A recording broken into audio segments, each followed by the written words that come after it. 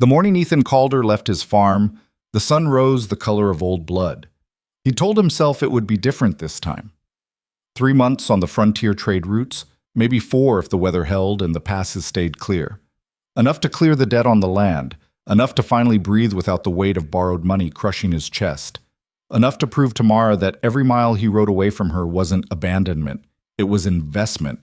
"You're chasing ghosts," she'd said the night before, standing in the kitchen doorway with flour on her hands and disappointment in her eyes. The kind of disappointment that had become permanent, carved into the lines around her mouth like water wearing down stone. Ethan had looked up from the maps spread across their dinner table, routes marked in pencil, trading posts circled in red. "I'm chasing a future. You're chasing anything that takes you away from here." Her voice had been quiet, tired. Not angry anymore.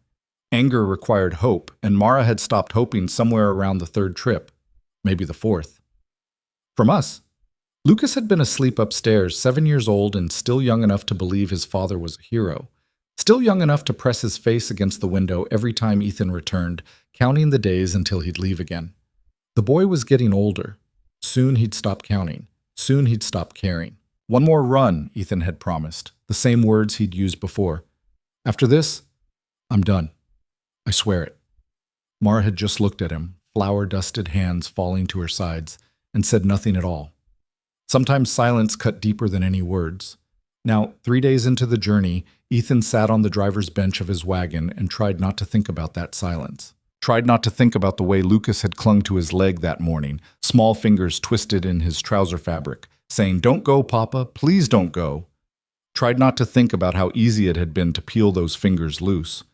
The wagon creaked beneath him, loaded heavy with trade goods, bolts of cloth, tools, whiskey, ammunition, everything the frontier outposts needed and couldn't produce themselves, everything that would sell for triple what he'd paid, if he could just get it there intact, if the weather held, if the roads stayed passable, if the rumors about increased bandit activity were exaggerated. Too many ifs. "You're thinking too loud," came a voice from the wagon bed behind him.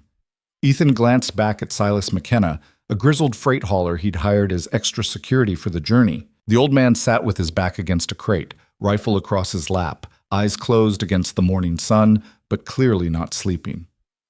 "Didn't realize thoughts had volume," Ethan replied. "Yours do. Been practically shouting since we left Ashford." Silas cracked one eye open, studying him. "You got that look men get when they're trying to outrun something that ain't got legs." "I'm not running from anything." "Didn't say you were running from something. Said you were trying to outrun it. There's a difference." Silas shifted, making himself more comfortable. Usually means a man's running from himself, which is a fool's errand if there ever was one. Can't outpace your own shadow. Ethan turned back to the trail ahead, jaw tight. "You get paid to ride guard, Silas, not to philosophize." "Fair enough." The old man chuckled, closing his eye again. "But I've been doing this work 30 years, boy. Seen plenty of men like you. Chasing fortune so hard they don't notice what they're leaving behind until there ain't nothing left to come back to." The words landed like stones in Ethan's gut, but he said nothing. What was there to say? Silas was right, and they both knew it. But right or wrong didn't matter out here. Out here, only 2 things mattered: forward momentum and staying alive. The trail wound through pine forest, morning mist still clinging to the ground like pale fingers. It was beautiful country when you had time to appreciate it. Rolling hills, clear streams, mountain peaks in the distance sharp enough to cut the sky. But Ethan had learned long ago that beautiful country was still dangerous country. Maybe more so, because beauty made you careless. They'd been traveling the North Ridge Trail, a route that split the difference between speed and safety. It wasn't the fastest way to the trading posts, but it wasn't as exposed as the valley roads where bandits could see you coming from miles away. It threaded through forest and foothill, using the land itself as cover. It should have been the smart choice. Should have been.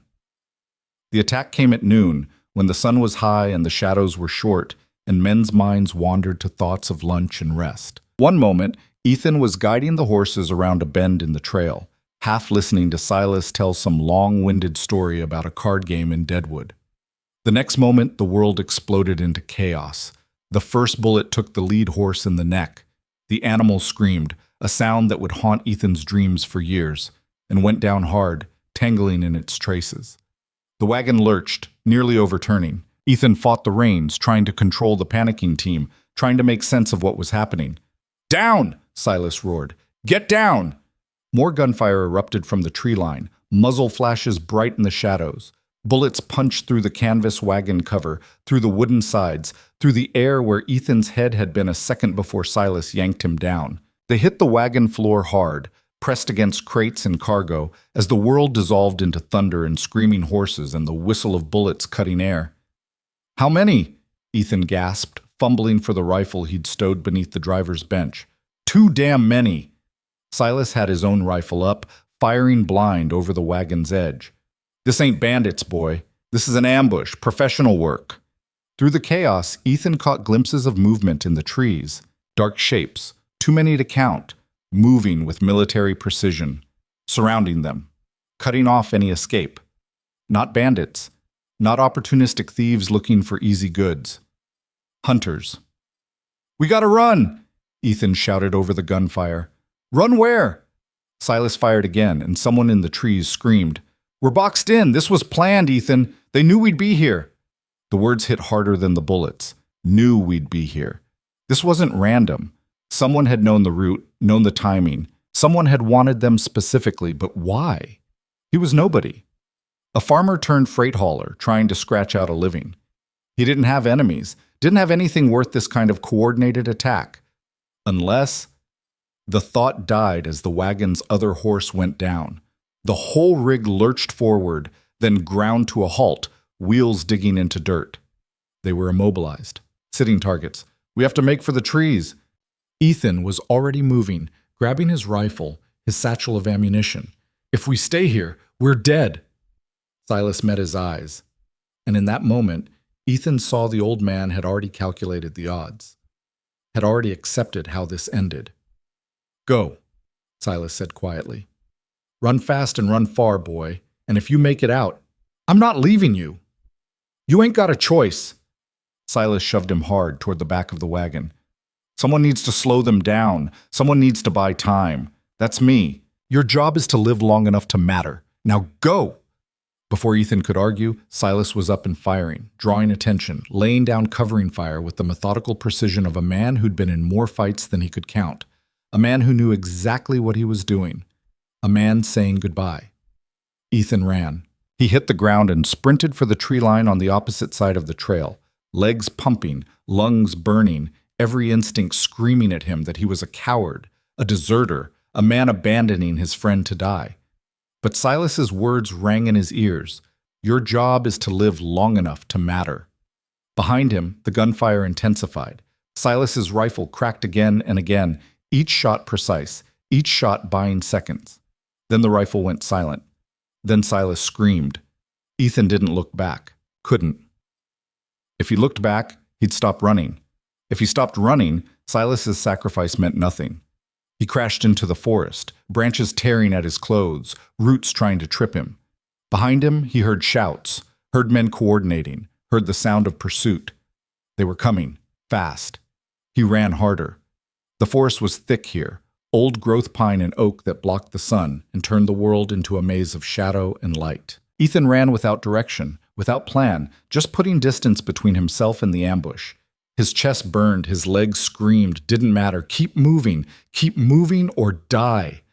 A branch caught his shoulder, spinning him sideways. He stumbled, caught himself, kept going. Behind him, the sounds of pursuit were getting closer. How many? 3? 5? Too many for him to fight. Way too many. He burst through a thicket and found himself at the top of a ravine. Steep sides, maybe 30 feet deep. A creek running through the bottom. No time to find a better way. No time to think. Ethan jumped. The landing knocked the breath from his lungs, sent him rolling down the slope in a tangle of limbs and rifle and pain. He hit the creek with a splash that sounded deafening in the forest quiet. Scrambled to his feet, water to his knees, looking up at the ravine edge. Shadows moved up there. Voices called out, coordinating. "He went over! Down to the creek! Spread out, cut him off downstream!" Ethan moved, staying low, using the ravine walls as cover. The creek would leave tracks, but maybe that was good. Maybe they'd follow the creek one way while he doubled back. Maybe... The gunshot came without warning. Pain exploded in his shoulder, bright and hot and overwhelming. The impact spun him around, dropped him to his knees in the creek. Red bloomed in the water, spreading like ink. He'd been shot. Jesus, I've been shot. Got him, someone yelled from above. He's hit! Ethan forced himself up, forced his legs to move. The rifle was gone, dropped somewhere in the creek. Didn't matter. Couldn't fight anyway. Could barely stand. Just move. Just survive. He staggered downstream, vision blurring, shoulder screaming. Blood ran hot down his arm, into the creek water, leaving a trail any child could follow. He was dying, probably already dead, just hadn't stopped moving yet. Mara, Lucas. Their faces filled his mind. Mara's disappointment. Lucas's small fingers clutching his leg. Don't go, Papa. I'm sorry. God, I'm so sorry. The creek bent around a pile of fallen logs, and Ethan wedged himself into the space between wood and stone, pressing deep into the shadows. Above, the voices were closing in. Trail ends here. He's hiding. Can't have gone far, not bleeding like that. Spread out, flush him out. Footsteps crunched through leaves. Shadows moved above the ravine edge. Ethan held his breath, pressed one hand over his shoulder wound to muffle the blood flow, and prayed to anything listening that they'd pass him by. One shadow stopped directly above his hiding spot. Ethan's heart hammered so hard he was sure they could hear it. The shadow moved on. Minutes passed. Hours.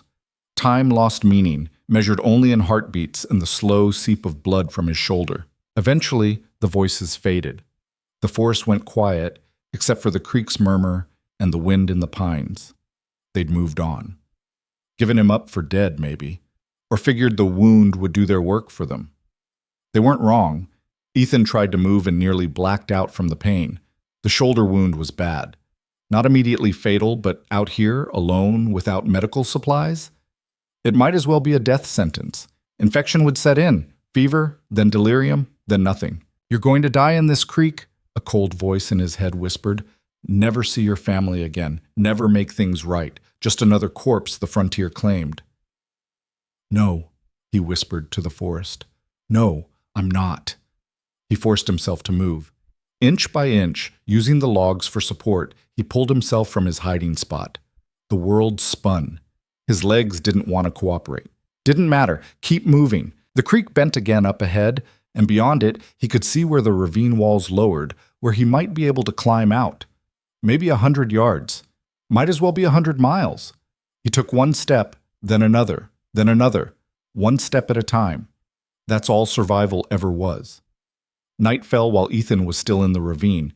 He'd managed to climb out somewhere downstream, using roots and rocks and pure stubborn refusal to die. The shoulder wound had stopped bleeding, mostly because there wasn't much blood left to bleed.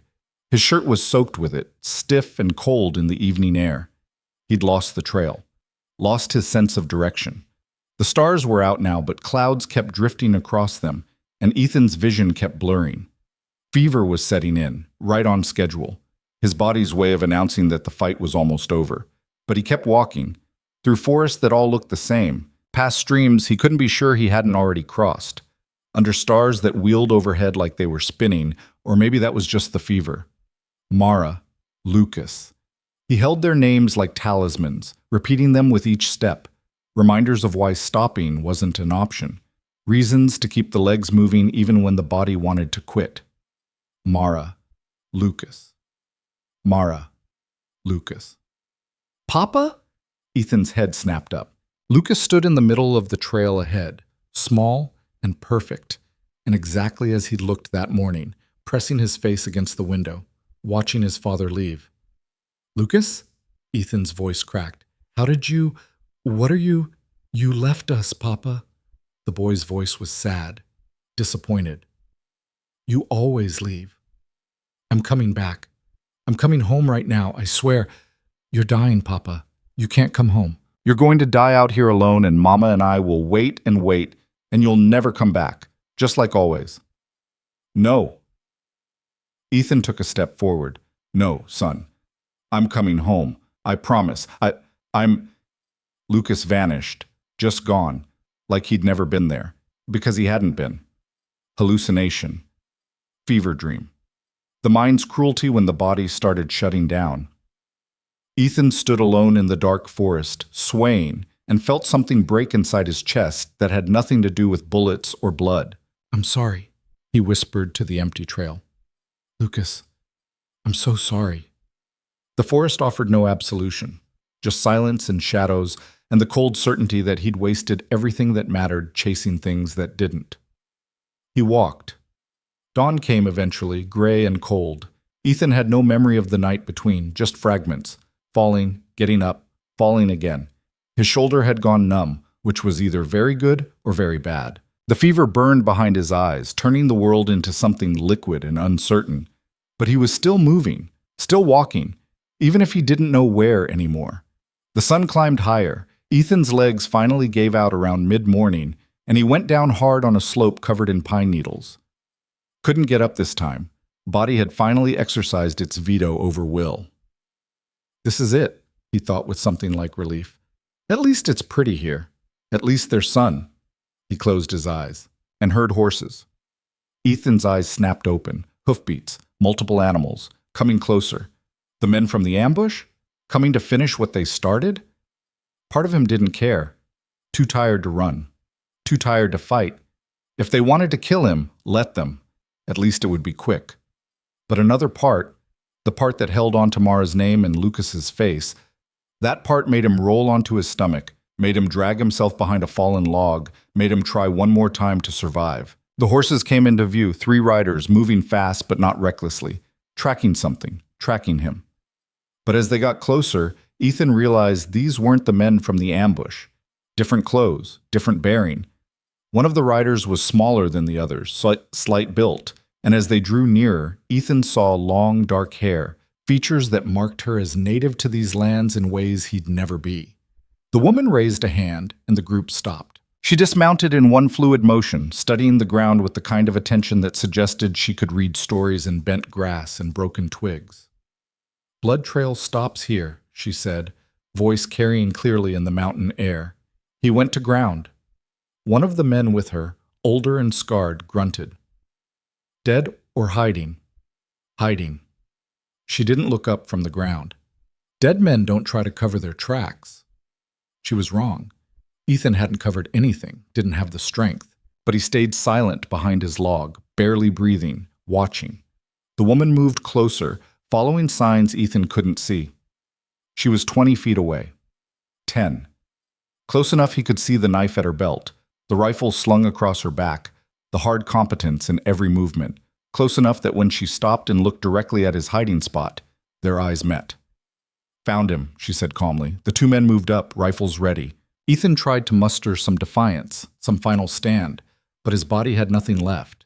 He just watched as the woman approached, crouched down beside his log, and studied him like a specimen. "You're shot," she observed. "Really? Hadn't noticed." Even dying, Ethan couldn't quite kill the sarcasm. Something that might have been amusement flickered in her eyes. "Infected too, probably. Fever's got you talking to ghosts." "How do you—" "You've been muttering names for the past minute. Mara. Lucas." She tilted her head. "Family?" Ethan said nothing. Some part of him screaming not to give these people anything, not to make himself more vulnerable than he already was. The woman seemed to understand. She stood, turned to her companions. "He's no threat. Probably be dead by nightfall anyway." "Then why'd we track him?" the scarred man asked. "Because I wanted to see if he was worth the effort." She looked back down at Ethan, still deciding. What do you want?" Ethan managed. "At the moment, to know who ambushed you on the Northridge Trail, and why." Ethan blinked, confused. "How do you know about—" "We heard the gunfire, came to investigate after it stopped. Found your wagon burned, your friend dead, and a blood trail leading east." Her expression was unreadable. "Whoever hit you wasn't local, too organized, too well armed. That makes me interested." "I don't know who they were." "But you ran anyway. Smart." She crouched again, closer this time. "I'm going to ask you a question, and I need you to think very carefully before you answer, because your life depends on how you answer." Ethan waited. "Were you traveling alone? Just you and the old man?" The question caught him off guard. Yes. Why, you're lying. Her voice was flat, certain. Your lips say yes, but your eyes went somewhere else first. You remembered someone. Someone you're trying not to think about. How could she possibly? Last chance, she said. Truth, or I walk away and let the fever take you. Were you traveling alone? Something in her eyes told Ethan she already knew, that this was a test, not a question. My wife, he heard himself say. My wife and son, they were supposed to meet me in Ashford. After I dropped the cargo, they were coming to... His voice broke. They were coming to see me, to spend time together before I came home. The woman's expression shifted, something dark passing behind her eyes. When were they supposed to arrive? 3 days ago. Maybe 4 now. I lost track. She stood abruptly, turned to her companions.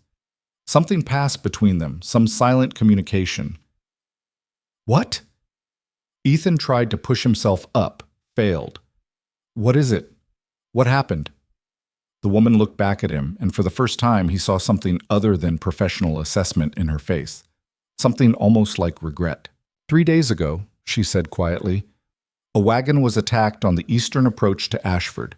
Man killed, woman and child taken. We found the wagon yesterday. The world stopped. No, Ethan whispered. No, that's not... They weren't supposed to... The man had papers on him, travel documents. Your name was listed as next of kin. Everything inside Ethan went cold.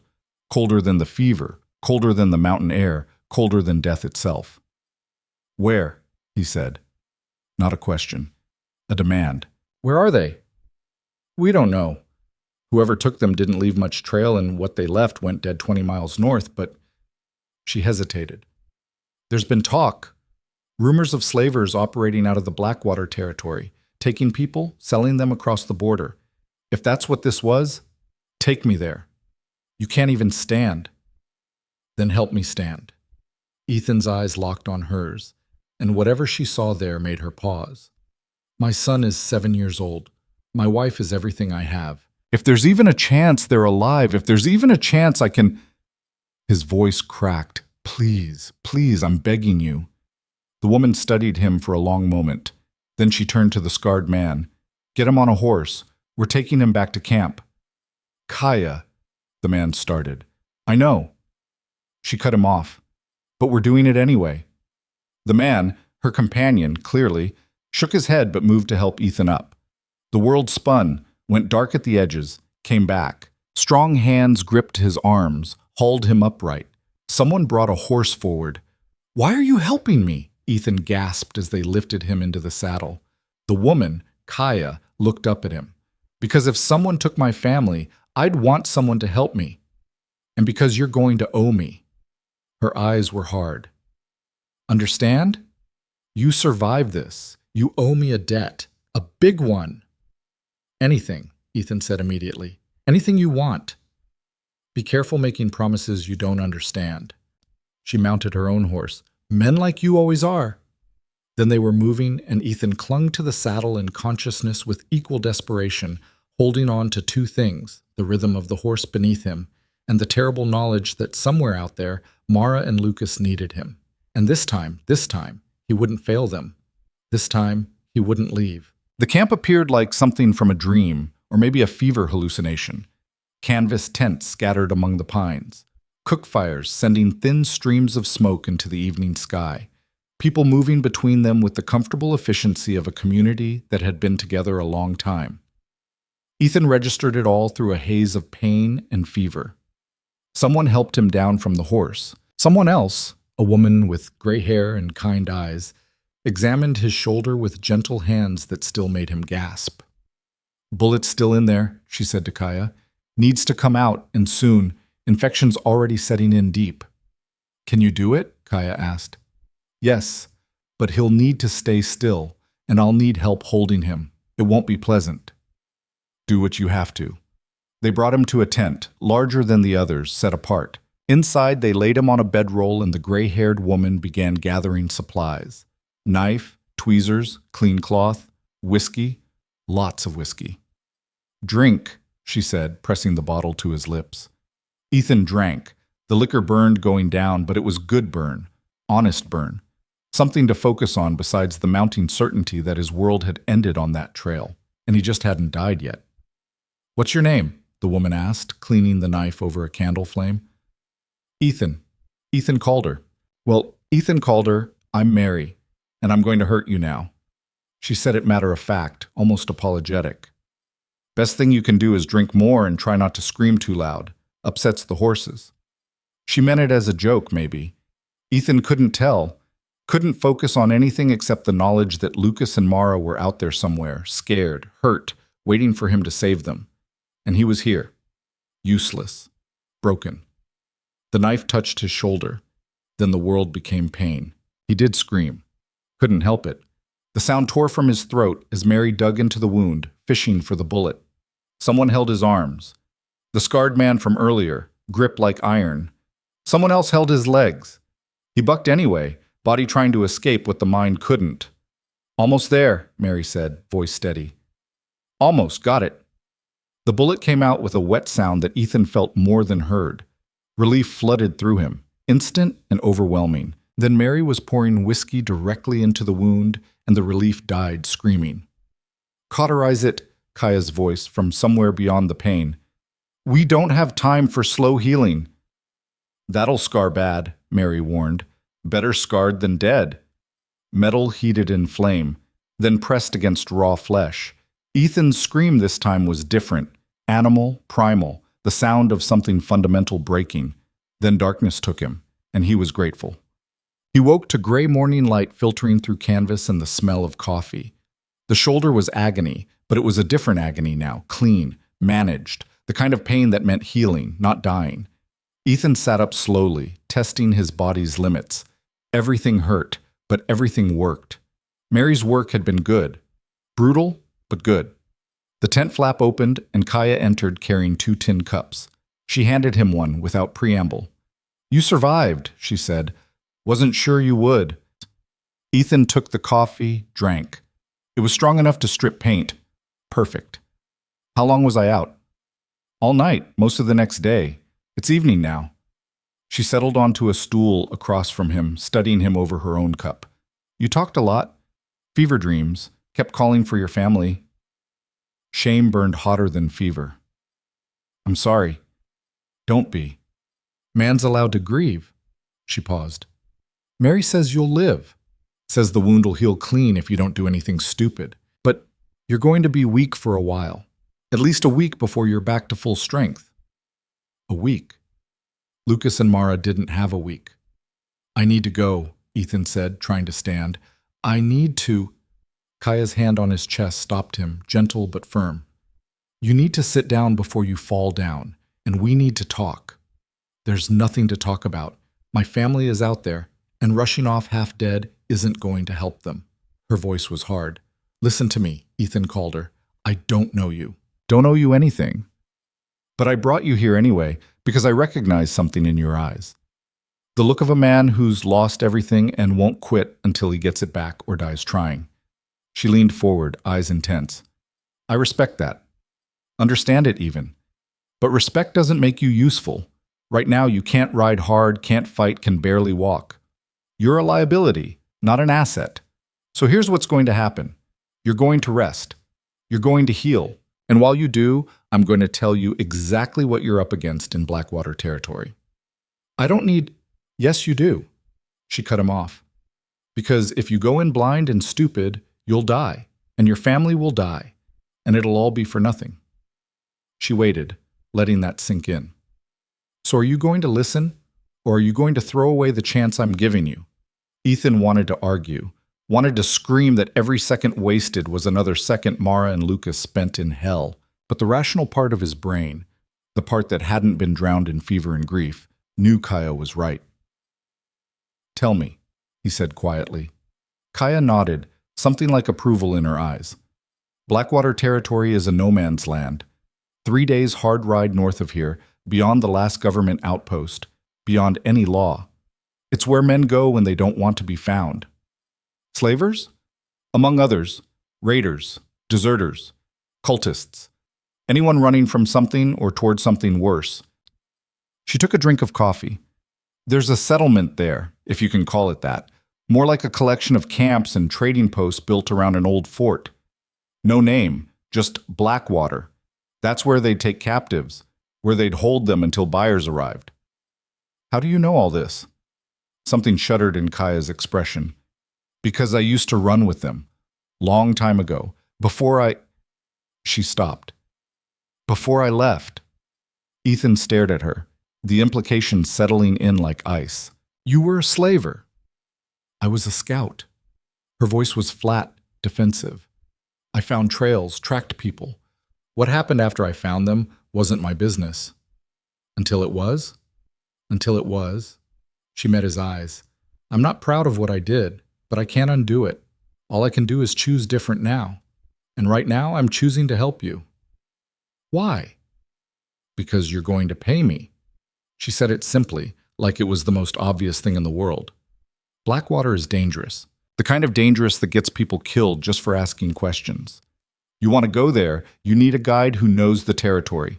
Someone who can talk the language, knows the players, can keep you alive long enough to find your family. I don't have money. You will. She gestured broadly. Your wagon's burned, but whatever you were carrying is still out there. Tools, goods, trade items. We recover what we can, sell it, split the profit. That pays for my services. Ethan's first instinct was to refuse. The cargo was his livelihood, his investment. Without it, even if he got Mara and Lucas back, they'd have nothing. But what was money compared to family? What was anything compared to family? Deal, he said.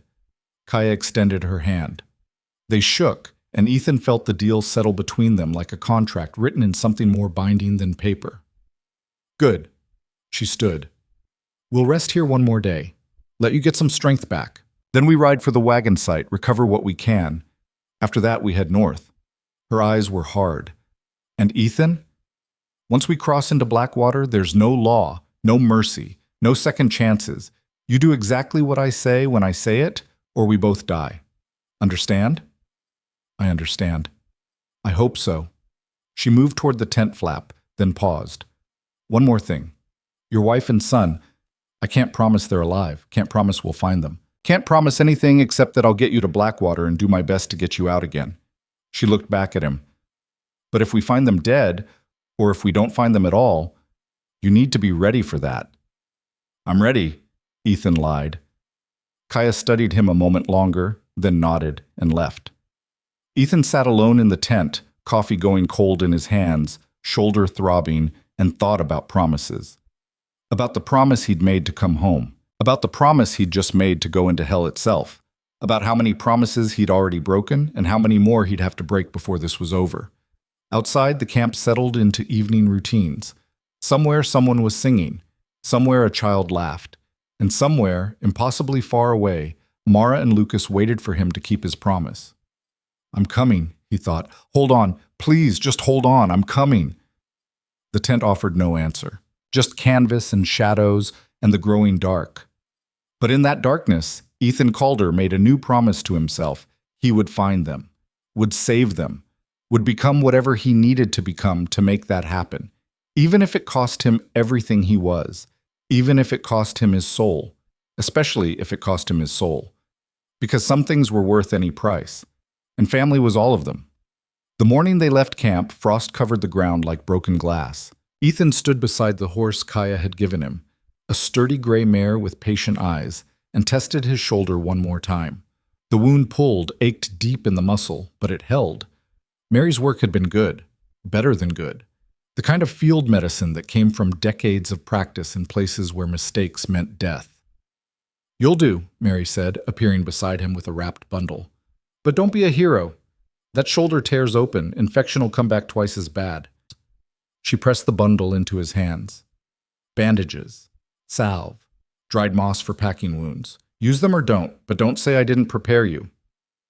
Thank you, Ethan said, meaning it, for everything. She waved him off, uncomfortable with gratitude. Thank Kaya. She's the one who brought you here. I just patched the holes. Her eyes softened slightly. But you're welcome anyway. And Ethan, bring your family home. Before he could respond, she was gone, disappearing between tents with the brisk efficiency of someone who didn't linger on goodbyes. Kaya emerged from her own tent moments later, rifle slung across her back, saddlebags packed tight. She moved with the kind of economy that spoke to years on the trail. No wasted motion, no unnecessary weight. Everything she carried had a purpose. "Ready?" she asked. Ethan nodded, not trusting his voice. Ready wasn't the right word. Desperate, maybe. Terrified, certainly. But ready implied choice, and Ethan had lost that luxury the moment someone took his family. They rode out as the sun broke over the mountains, turning the frost to diamonds. Behind them, the camp faded into the trees like it had never existed. Ahead, the trail wound north through country that got rougher with every mile. For the first hour, they rode in silence. Kaya set a pace that was fast but sustainable, pushing hard without breaking the horses. She knew this land the way some men knew books, intimately, completely, with the kind of understanding that came from living it rather than just passing through. Ethan used the silence to think, to plan, to imagine 1,000 different scenarios, most of them ending in blood. "You're doing it again," Kaya said, not looking back. "Doing what?" "Thinking so loud I can hear it from here." She glanced over her shoulder. "Whatever you're planning in that head of yours, forget it. Plans don't survive first contact with Blackwater." "Then what am I supposed to do, just walk in blind?" "You're supposed to follow my lead and trust I know what I'm doing." Her voice was patient but firm, like explaining something to a child. Blackwater works on reputation and fear. You walk in looking scared, looking desperate, you're already dead. You need to look like you belong, like you've got business there and anyone who interferes will regret it. "I'm a farmer," Ethan said flatly. "I don't look like anything except what I am." "Then we'll change what you are." She pulled her horse to a stop, turning to face him fully. "Listen, the man who left his family to chase profit, that man's dead, died on the Northridge Trail. What's riding north now is something else, something harder. You understand?" Ethan met her eyes. "What am I then?" "A man with nothing left to lose, the most dangerous kind." She studied him. "Can you shoot?" "I can handle a rifle." "That's not what I asked. Can you shoot a man? Look him in the eyes and pull the trigger?" The question hung in the cold air between them. Ethan thought about Silas, buying him time with his life. Thought about Lucas's small fingers clutching his leg. Thought about Mara's disappointed silence. "Yes," he said, "if that's what it takes." Kaya searched his face for the lie, didn't find it. "Good. Because it will take that. It'll take worse than that." She turned her horse back to the trail. "Come on, we've got ground to cover." They rode. The land changed as they traveled, growing wilder, more unforgiving. The neat pine forests gave way to rocky scrubland dotted with twisted junipers and sage. Wind picked up, carrying the smell of distant snow and older, darker things. This was frontier country of a different kind, not the romanticized wilderness of explorers and settlers, but the real thing, harsh, indifferent, littered with the bones of those who'd underestimated it. Around midday, they stopped to water the horses at a creek that ran clear and cold between broken stones. "We're close to the wagon site," Kaya said, loosening her mare's girth. "Another hour, maybe less." Ethan's stomach tightened. He'd been trying not to think about what they'd find there, trying not to imagine Silas's body, days old, picked over by scavengers, trying not to... "It won't be easy," Kaya continued, reading his thoughts again. "Seeing it. But we need to salvage what we can. That cargo's your bargaining chip if things go wrong in Blackwater." "I thought you were my bargaining chip." "I'm your guide, your translator, your way in." She looked at him seriously. "But I can't buy your family's freedom. That takes currency. Goods. Things these people value. So we need that wagon stripped and packed before nightfall." She was right.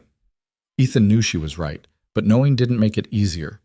They mounted up and rode the last stretch in silence. The wagon site announced itself with smell before sight, the acrid ghost of burned wood and canvas, underlaid with something sweeter and worse that Ethan's mind refused to name.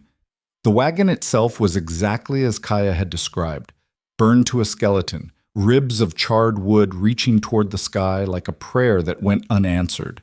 The horses were gone, either taken or scattered. Scavengers had been through, birds, coyotes, maybe worse. and Silas. Ethan dismounted before his brain could tell his body not to, moving toward the shape that had once been a friend. The old man lay where he'd fallen, rifle still clutched in death-rigid hands. Someone had shot him 3 times, once in the chest, twice in the head, making sure. "I'm sorry," Ethan whispered, kneeling beside the body. "I should have stayed, should have fought with you." "Then you'd be dead too," Kaya said from behind him. "And your family would have no one.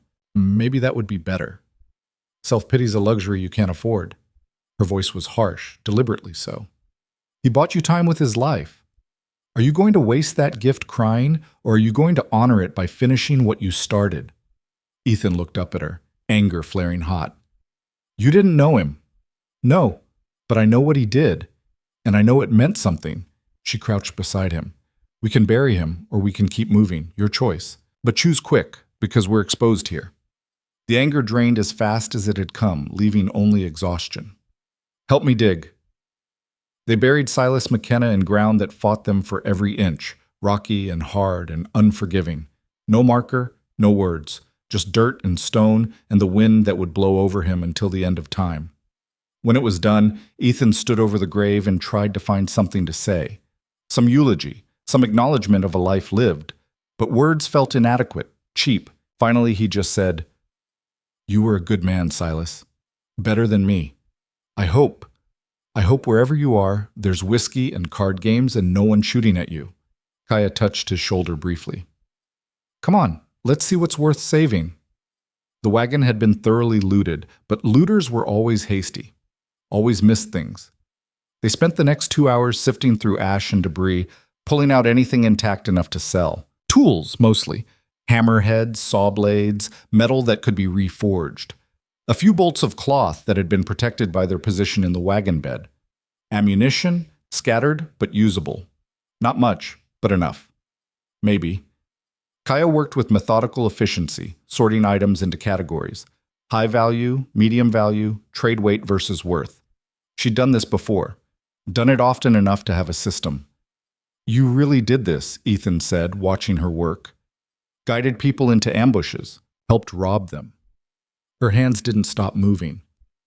"Yes. Why? Why does anyone do terrible things? Money, survival, because it was easier than the alternative." She looked up at him. "I could give you reasons, justifications, tell you about being driven from our lands, about starvation winters, about watching my people die slowly or quickly and figuring quick was kinder. Would any of that make it better? No. Then why ask? Because I'm trusting you with my life, with my family's lives. And I need to know if you'll betray me the same way." Kaya sat back on her heels, really looking at him. "Fair question. Here's the truth. I did those things because I was told they were necessary, because I was young and angry and wanted someone to blame for everything wrong in my world. The white settlers, the traders, the government men, they were easy targets, easy to hate." She gestured at the burned wagon. "But then I saw what we were doing, really saw it. Saw families torn apart. Saw children crying for parents who weren't coming back. Saw the same pain we'd suffered inflicted on others and called it justice." Her voice went quiet. "That's when I left. When I realized we'd become the thing we hated. And now? Now I'm trying to balance the scales, one life at a time." She stood, brushing ash from her pants. "I can't promise I won't fail you, Ethan. Can't promise we'll succeed. But I can promise I won't deliberately betray you. That's the best I've got." Ethan studied her face, looking for the lie, found only exhaustion and hard-earned honesty. "Okay," he said. "That's enough." They finished salvaging as the sun dropped toward the horizon, packing everything onto their horses until the animals complained. It wasn't wealth, but it was leverage. Currency for a place where money meant less than metal and bullets. As they prepared to mount up, Kaya paused, staring north toward country that got darker with distance. "Last chance to turn back," she said. "We keep going. We cross into territory where normal rules don't apply. Where being white or native doesn't matter because everyone's the same shade of desperate and mean. Where your family might already be dead, or worse than dead." "There's worse than dead? In Blackwater?" "Yes." She looked at him. "So I'm asking, are you sure? Really sure? Because once we start this, there's no stopping halfway." Ethan thought about turning back. about riding to the nearest town, reporting what happened to whatever law existed out here, letting professionals handle it. The safe choice. The sane choice. The choice that meant abandoning Mara and Lucas. "I'm sure," he said. Kaya nodded like she'd expected nothing else. "Then let's ride. We can make another 10 miles before dark if we push." They pushed. Night caught them in a narrow canyon, walls rising steep on either side, turning the world into a slot of stars and shadow. They made camp without fire. Too exposed, Kaya said. Too easy to spot from the ridgelines. So they ate cold food and spoke in whispers and tried to ignore the sounds that echoed through the canyon. Wind, probably. Animals. Nothing more sinister than that. Probably. "Tell me about them," Kaya said after a while, her voice quiet in the darkness. "Your family." Ethan didn't want to talk about it. Talking about them made them real, made the danger they were in concrete rather than abstract, but maybe that was the point. "Mara," he began, and even saying her name hurt. "We met young, too young probably. I was trying to make something of my father's farm, failing spectacularly. She was the daughter of the man I owed money to." He smiled despite everything. "She hated me at first, thought I was lazy, entitled, everything wrong with my generation." What changed her mind? "I stopped being those things, started working harder, started caring about something other than myself." The smile faded. "Or at least, I thought I did.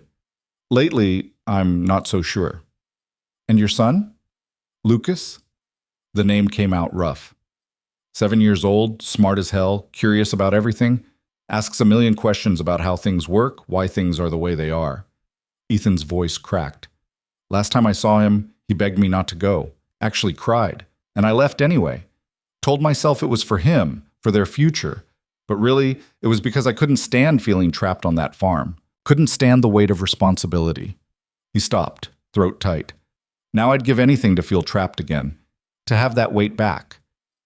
Kaya was quiet for a long moment. Then, "My daughter would be about Lucas's age.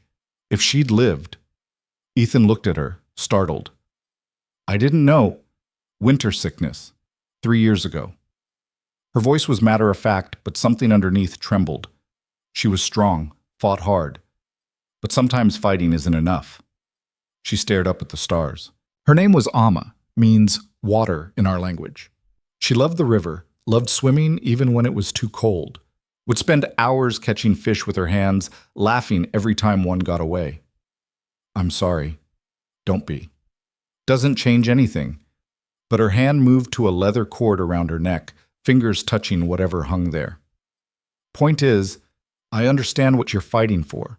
Understand why you'd walk into hell itself for family, and that's why I'll help you. Because someone should have walked into hell for Amma, and nobody did." The canyon walls seemed to close in around them, heavy with shared grief. Two people who'd lost what mattered most, one trying to reclaim it, the other trying to honor what couldn't be reclaimed. "Get some sleep," Kaya said finally. "We've got hard riding tomorrow, and harder when we reach Blackwater." Ethan tried. Rolled out his bedding, lay down, closed his eyes. But sleep wouldn't come. Every time he drifted close, he saw Lucas's face, heard Mara screaming, jerked awake with his heart hammering and sweat cold on his skin. Around midnight, he gave up and sat watch, letting Kaya sleep.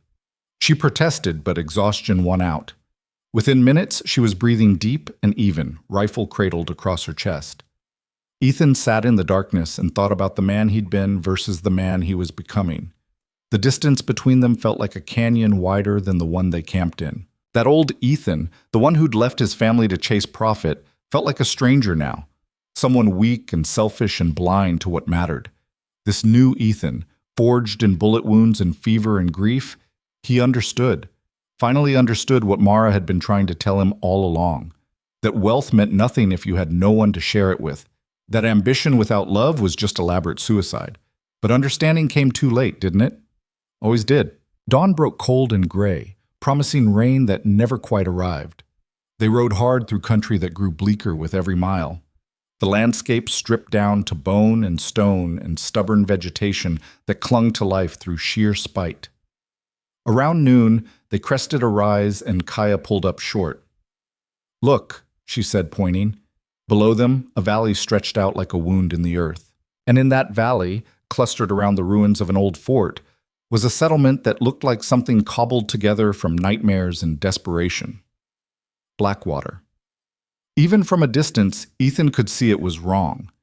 Buildings that didn't match, thrown together from whatever materials came to hand, streets that curved without pattern or purpose, smoke rising from too many fires to count, and people, hundreds of them, maybe more, moving like ants through a colony built on rot. That's it? He asked. That's it. Kaya's voice was tight.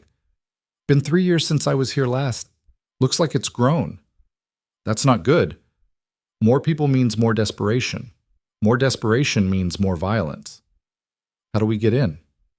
Carefully. She started her horse down the slope. And Ethan? From here on, I do the talking. You're my business partner, nothing more.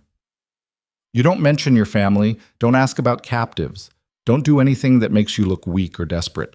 Understand? How am I supposed to find them if I can't ask? You don't find them. I do. Through channels, carefully, without raising suspicion. She looked back at him. This is going to take time. Days, maybe weeks. You need to be patient. I don't have weeks. You have whatever time it takes, or you have nothing. Her voice was hard. Rush this, and we both die. They die. Everyone dies. So you're going to be patient, and you're going to trust me. Yes? Every instinct Ethan had screamed to charge into that settlement, to tear it apart until he found his family. But the rational part of his brain, the part keeping him alive, knew Kaya was right. Yes, he said. Good. She adjusted her rifle, checking the load. One more thing. Whatever you see down there, whatever happens, you don't react. People get hurt in Blackwater, get bought and sold, get worse. You see something that turns your stomach, you swallow it down and keep walking. Because the moment you show weakness, the moment you show you care, that's when they know they can use you. I understand. I hope so. She kicked her horse into motion. Let's go meet the devil. They rode down into Blackwater as the afternoon sun broke through the clouds, turning everything the color of old brass. And with every step closer, Ethan felt the weight of what he was about to do settle onto his shoulders like a physical thing. Somewhere in that festering collection of broken buildings and broken people, Mara and Lucas waited, hoped, maybe prayed. And Ethan Calder was coming for them, carrying nothing but determination and a debt he'd pay in blood if necessary. The settlement gates loomed ahead, rough timber and scrap metal, guarded by men with rifles and eyes that had seen too much and stopped caring. Kaya rode straight for them, head high, no hesitation. The guards watched them approach, hands casual on their weapons. One of them, a thick-necked man with a scar running from eye to jaw, stepped forward. Well, well, he said, grinning to show broken teeth. Kaya, heard you were dead. Heard the same about you, Marcus. She didn't smile back. Heard wrong, apparently. Apparently. His eyes shifted to Ethan, assessing. Who's your friend? Business partner, name's Calder. We're here to trade. Marcus looked at their loaded horses, calculating value. Trade what? Tools, metal, ammunition, quality stuff. Kaya's voice was bored, professional. You want first look before we hit the market. You can make it worth my while. If not, we'll take our business elsewhere. Now, hold on. Marcus's grin widened, predatory now. Didn't say we weren't interested, just asking questions. He stepped closer to Ethan. You don't say much, do you, Calder? Ethan met his eyes, remembering Kaya's warning. Show nothing, feel nothing. Don't have much to say. Strong silent type, huh? Marcus laughed. Well, you'll fit right in here. Welcome to Blackwater, friend. Try not to get killed your first night. He stepped aside, waving them through. The gates swung open, and Ethan Calder rode into hell, looking for angels. Inside the gates, Blackwater revealed itself in layers of degradation that made Ethan's skin crawl. The main thoroughfare, if it could be called that, was packed earth rutted by wagon wheels and stained with things Ethan didn't want to identify. Buildings leaned against each other like drunks, constructed from scavenged lumber, tin sheets, and what looked like parts of old wagons. Smoke hung thick in the air, mixing with the smell of unwashed bodies, rotting garbage, and something chemical that burned the back of his throat. People moved through the chaos with the wary efficiency of animals in a hostile territory, men with dead eyes and weapons worn easy on their hips, women who'd learned to make themselves invisible or useful, nothing in between, children who looked old before their time, running errands or picking pockets, or just trying to stay out of the way. Ethan's hands tightened on his reins, every instinct screaming to search every face, every shadow, every doorway for Mara and Lucas. But Kaya rode ahead of him calm and unbothered, and he forced himself to match her pace, her posture, her complete lack of visible concern. They passed what looked like a trading post, rough planks nailed together, goods displayed on tables that might collapse at any moment. A man was haggling over a rifle with someone who had the hollow-eyed look of an opium addict. Neither looked up as they passed. Further down, a crowd had gathered around two men fighting in the street. Not sparring, not sport, real fighting, the kind meant to maim or kill. Blood already slicked the ground. People were placing bets, calling encouragement, laughing at particularly brutal hits. One fighter went down hard, skull bouncing off a hitching post. The crowd roared approval. Ethan looked away, stomach churning. Eyes forward, Kaya murmured, without turning. Keep moving. They turned down a side street that was somehow worse, narrower, darker, lined with tents and lean-tos where business happened in shadows. Ethan caught glimpses of transactions that made his blood run cold, weapons changing hands, packages wrapped in oilcloth that could be anything, a woman being dragged into a tent while she fought and screamed and nobody intervened. Kaya, he started. No. The word was flat, final. Whatever you're about to say or do, the answer is no. Keep riding. The woman's screams followed them down the alley, cutting off abruptly in a way that was worse than if they'd continued. Ethan's jaw ached from clenching it, his whole body rigid with the effort of not reacting, not stopping, not doing what every decent bone in his body demanded. This was Blackwater. This was the place that had his family, and he couldn't do a damn thing about any of it. Kaya led them to a building that looked slightly more permanent than the others. Actual foundation, walls that met at right angles, a door that fit its frame. A hand-painted sign hung crooked above the entrance, the Iron Shoe. Inn and trading post, Kaya explained, dismounting. Owned by a man named Dutch. We'll stable the horses here, get a room, start making connections. She looked at Ethan seriously. This is neutral ground. No fighting inside, no weapons drawn. Dutch enforces that rule with extreme prejudice. Understand? Ethan nodded, not trusting his voice. They led their horses around back to a stable that was surprisingly well maintained. A boy of maybe 12 appeared, silent and quick, taking the reins without being asked. Kaya flipped him a small coin, and he vanished just as silently. Inside, the Iron Shoe was dim and smoky, lit by oil lamps that cast everything in shades of amber and shadow. The main room held a dozen tables, most occupied by men drinking alone or in small, suspicious groups. A bar ran along one wall, bottles of questionable liquor lined up behind it like soldiers. And behind the bar stood a man who could only be Dutch. He was massive, not fat but solid, like something carved from granite and given life. Bald head, thick beard going gray, arms that looked like they could bend horseshoes without much effort. Scars crisscrossed his knuckles, his forearms, visible portions of his neck. A man who'd survived more violence than most people could imagine. His eyes found Kaya immediately, and something like surprise flickered across his face before shutting down into professional neutrality. "Well," he said, voice like gravel rolling downhill. "Didn't expect to see you again. Thought you'd gotten smart, stayed away." "Thought about it," Kaya said, moving to the bar. "But stupid pays better." Dutch's laugh was short and sharp. "That it does. Who's your shadow?" "Business partner. Goes by Calder." She gestured for whiskey, and Dutch poured 2 glasses without being asked. "We're looking for a room, stable space, and access to the market tomorrow." "Room I got. Stable space you already took. Market access." Dutch's eyes shifted to Ethan, assessing. "What are you selling?" "Tools, metal, ammunition, good quality, fair prices." "Fair prices," Dutch snorted. "Ain't nothing fair in Blackwater, you know that."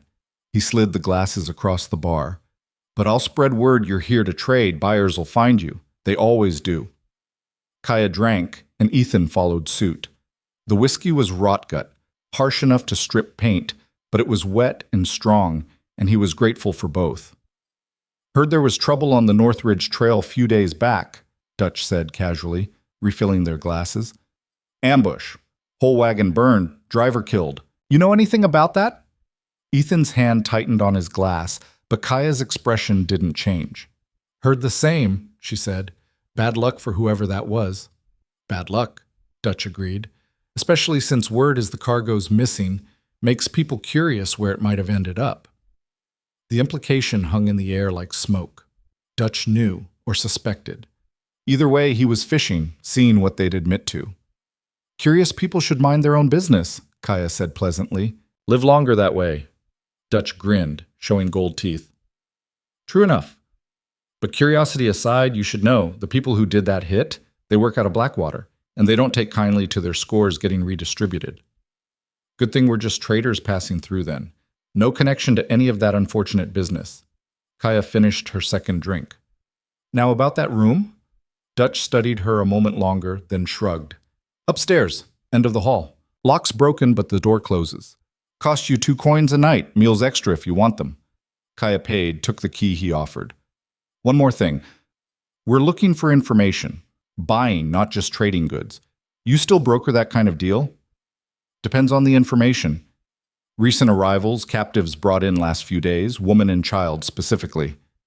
Ethan's heart jumped into his throat, but he kept his face neutral, kept his breathing even. This was Kaya's play. Let her work. Dutch's expression didn't change, but something shifted in his eyes. That's expensive information, the kind that gets people hurt if they're not careful. I'm always careful, Kaya said. And I pay well. I'll ask around, quietly. Dutch leaned on the bar. But Kaya, you should know there's been a lot of product moving through lately. Blackwater's become a hub, not just a stopover. Whoever you're looking for, assuming they're here, they might not stay long. Buyers come through regular now, weekly, sometimes more. The words hit Ethan like a fist to the gut. Weekly buyers, product. His family reduced to merchandise, discussed like cattle or tools. Kaya must have sensed him starting to fracture because her hand found his arm under the bar, squeezed hard enough to hurt. A warning. Hold it together. Appreciate the information, she said to Dutch. We'll be around. She steered Ethan toward the stairs before he could do something stupid. Behind them, Dutch called out, Calder, welcome to Blackwater. Try not to do anything that'll make me regret renting to you. Ethan didn't respond, just climbed the stairs with Kaya's hand still gripping his arm like a vice. The room was exactly as advertised. Small, dingy, featuring a bed that had seen better decades, and a window that looked out on the alley behind the building. The lock was indeed broken, but Kaya wedged a chair under the doorknob with practiced ease. The moment the door was secure, Ethan rounded on her. Product? The word came out strangled. He called them product, like they're goods to be... I know. Kaya's voice was quiet but firm. I know what he called them, and I know it makes you want to tear this place apart. But you can't. They're here, Kaya. My family is somewhere in this hellhole being treated like... He couldn't finish the sentence. Couldn't make his mouth form the words. Maybe they're here. Maybe they're not. We don't know yet. She moved to the window, checking sightlines. Dutch is asking around. That's good. But it also means we need to be careful. Questions draw attention. Attention gets people killed. So what do I do? Just sit here and wait? You do what we came here to do. You trade tomorrow, establish yourself as legitimate. You blend in, make contacts, act like a man who belongs here. She turned to face him. And tonight, you rest. Because tomorrow we start hunting, but we hunt smart. We hunt careful. We hunt the way that gets your family back alive instead of getting all of you dead. Clear? Ethan wanted to argue, wanted to scream, wanted to grab his rifle and start kicking in doors until he found them. But the rational part of his brain, the part that had kept him alive this long, knew she was right. Clear? He said finally. Good. Kaya settled onto the floor with her back against the wall, rifle across her lap. Get some sleep. I'll take first watch. You don't think we're safe here? I don't think we're safe anywhere in Blackwater. So I watch, you sleep, then we switch. Standard protocol. Ethan lay down on the bed, which smelled of mildew and old sweat. Above him, water stains on the ceiling formed shapes that looked almost deliberate. A man hanging, a wolf with its jaws open, an angel falling. He closed his eyes and tried to sleep, but every sound from the street below made his eyes snap open. Voices arguing, bottles breaking, a woman laughing, high and slightly unhinged. Gunshots in the distance, 3 in rapid succession, then silence. Just another night in Blackwater. Somewhere near midnight, Kaya woke him for his watch. She settled into the bed without ceremony, asleep within minutes with that soldier's trick of grabbing rest whenever it was available. Ethan sat with his back to the wall, rifle ready, and listened to the settlement breathe around him. It never truly slept, just quieted, like a beast resting between hunts. Occasionally he'd hear footsteps in the hall outside their room, pausing by their door, testing it. Each time he'd tighten his grip on the rifle, waiting. Each time the footsteps would move on. Dawn came gray and reluctant, light seeping into the room like something ashamed to show itself. Kaya woke instantly, fully alert, checking her weapons with automatic precision. "Market opens in an hour," she said. "We need to set up early, get the good position, make ourselves visible." They gathered their salvaged goods and headed downstairs. The main room was already occupied. Men drinking breakfast whiskey, a card game that looked like it had been going all night, someone sleeping face down on a table. Dutch was behind the bar, cleaning glasses that would never be truly clean. "Your information ready?" Kaya asked him. "Working on it. Check back tonight." His eyes flicked to Ethan. "Your friend looks rough. Might want to put some steel in him before you head out there. Weakness shows, predators come running." "He'll be fine," Kaya said. But as they walked out into the morning chaos, Ethan wondered if that was true. Every face he saw, he searched for Mara's features, Lucas's eyes. Every child's cry made his heart stop. Every woman's voice pulled his attention like a magnet. The market was chaos given form. Stalls and blankets and makeshift tables spread across what might have once been a town square. People selling everything imaginable. Weapons, food, clothes, tools, bottles of liquid that could be medicine or poison, or both. And other things, darker things, whispered about and negotiated in corners. Kaya found them a spot near the center, good visibility but not too exposed. They spread their goods out, and within minutes the first buyers appeared. A man wanted the ammunition, offered half what it was worth. Kaya countered. They haggled, settled on a price that was probably still too low, but moved product. A woman bought 3 hammerheads, testing the weight, nodding approval. 2 men examined the saw blades, speaking in a language Ethan didn't recognize, ultimately walking away. The morning wore on. Goods sold slowly but steadily. And all the while, Ethan watched the crowd flow past, watched for faces he knew, prayed he wouldn't see, watched for any sign, any clue. Around noon, a different kind of customer approached. A thin man with eyes that never stopped moving, dressed in clothes that had once been fine, but were now just remnants of better days. "Kaya," he said, and there was history in his voice. Not good history. "Thomas." Her tone was carefully neutral. "Didn't know you were still alive." "Could say the same." He looked at their goods, clearly not interested. "Heard you were asking Dutch about recent arrivals, woman and child." Ethan's entire body went rigid, but Kaya's expression didn't change. "Might be. Information worth something to you?" "Might be. Depends on what you're offering." "Name your price." Thomas's eyes shifted to Ethan for the first time, really looking at him. "Who's asking, you or him?" "Does it matter?" "Might." Thomas smiled, and it wasn't pleasant. Because if he's asking, if he's got personal interest, well, that changes the value considerably. Kaya's hand moved to her knife, casual but deliberate. "Answer the question, Thomas. Do you know something or not?"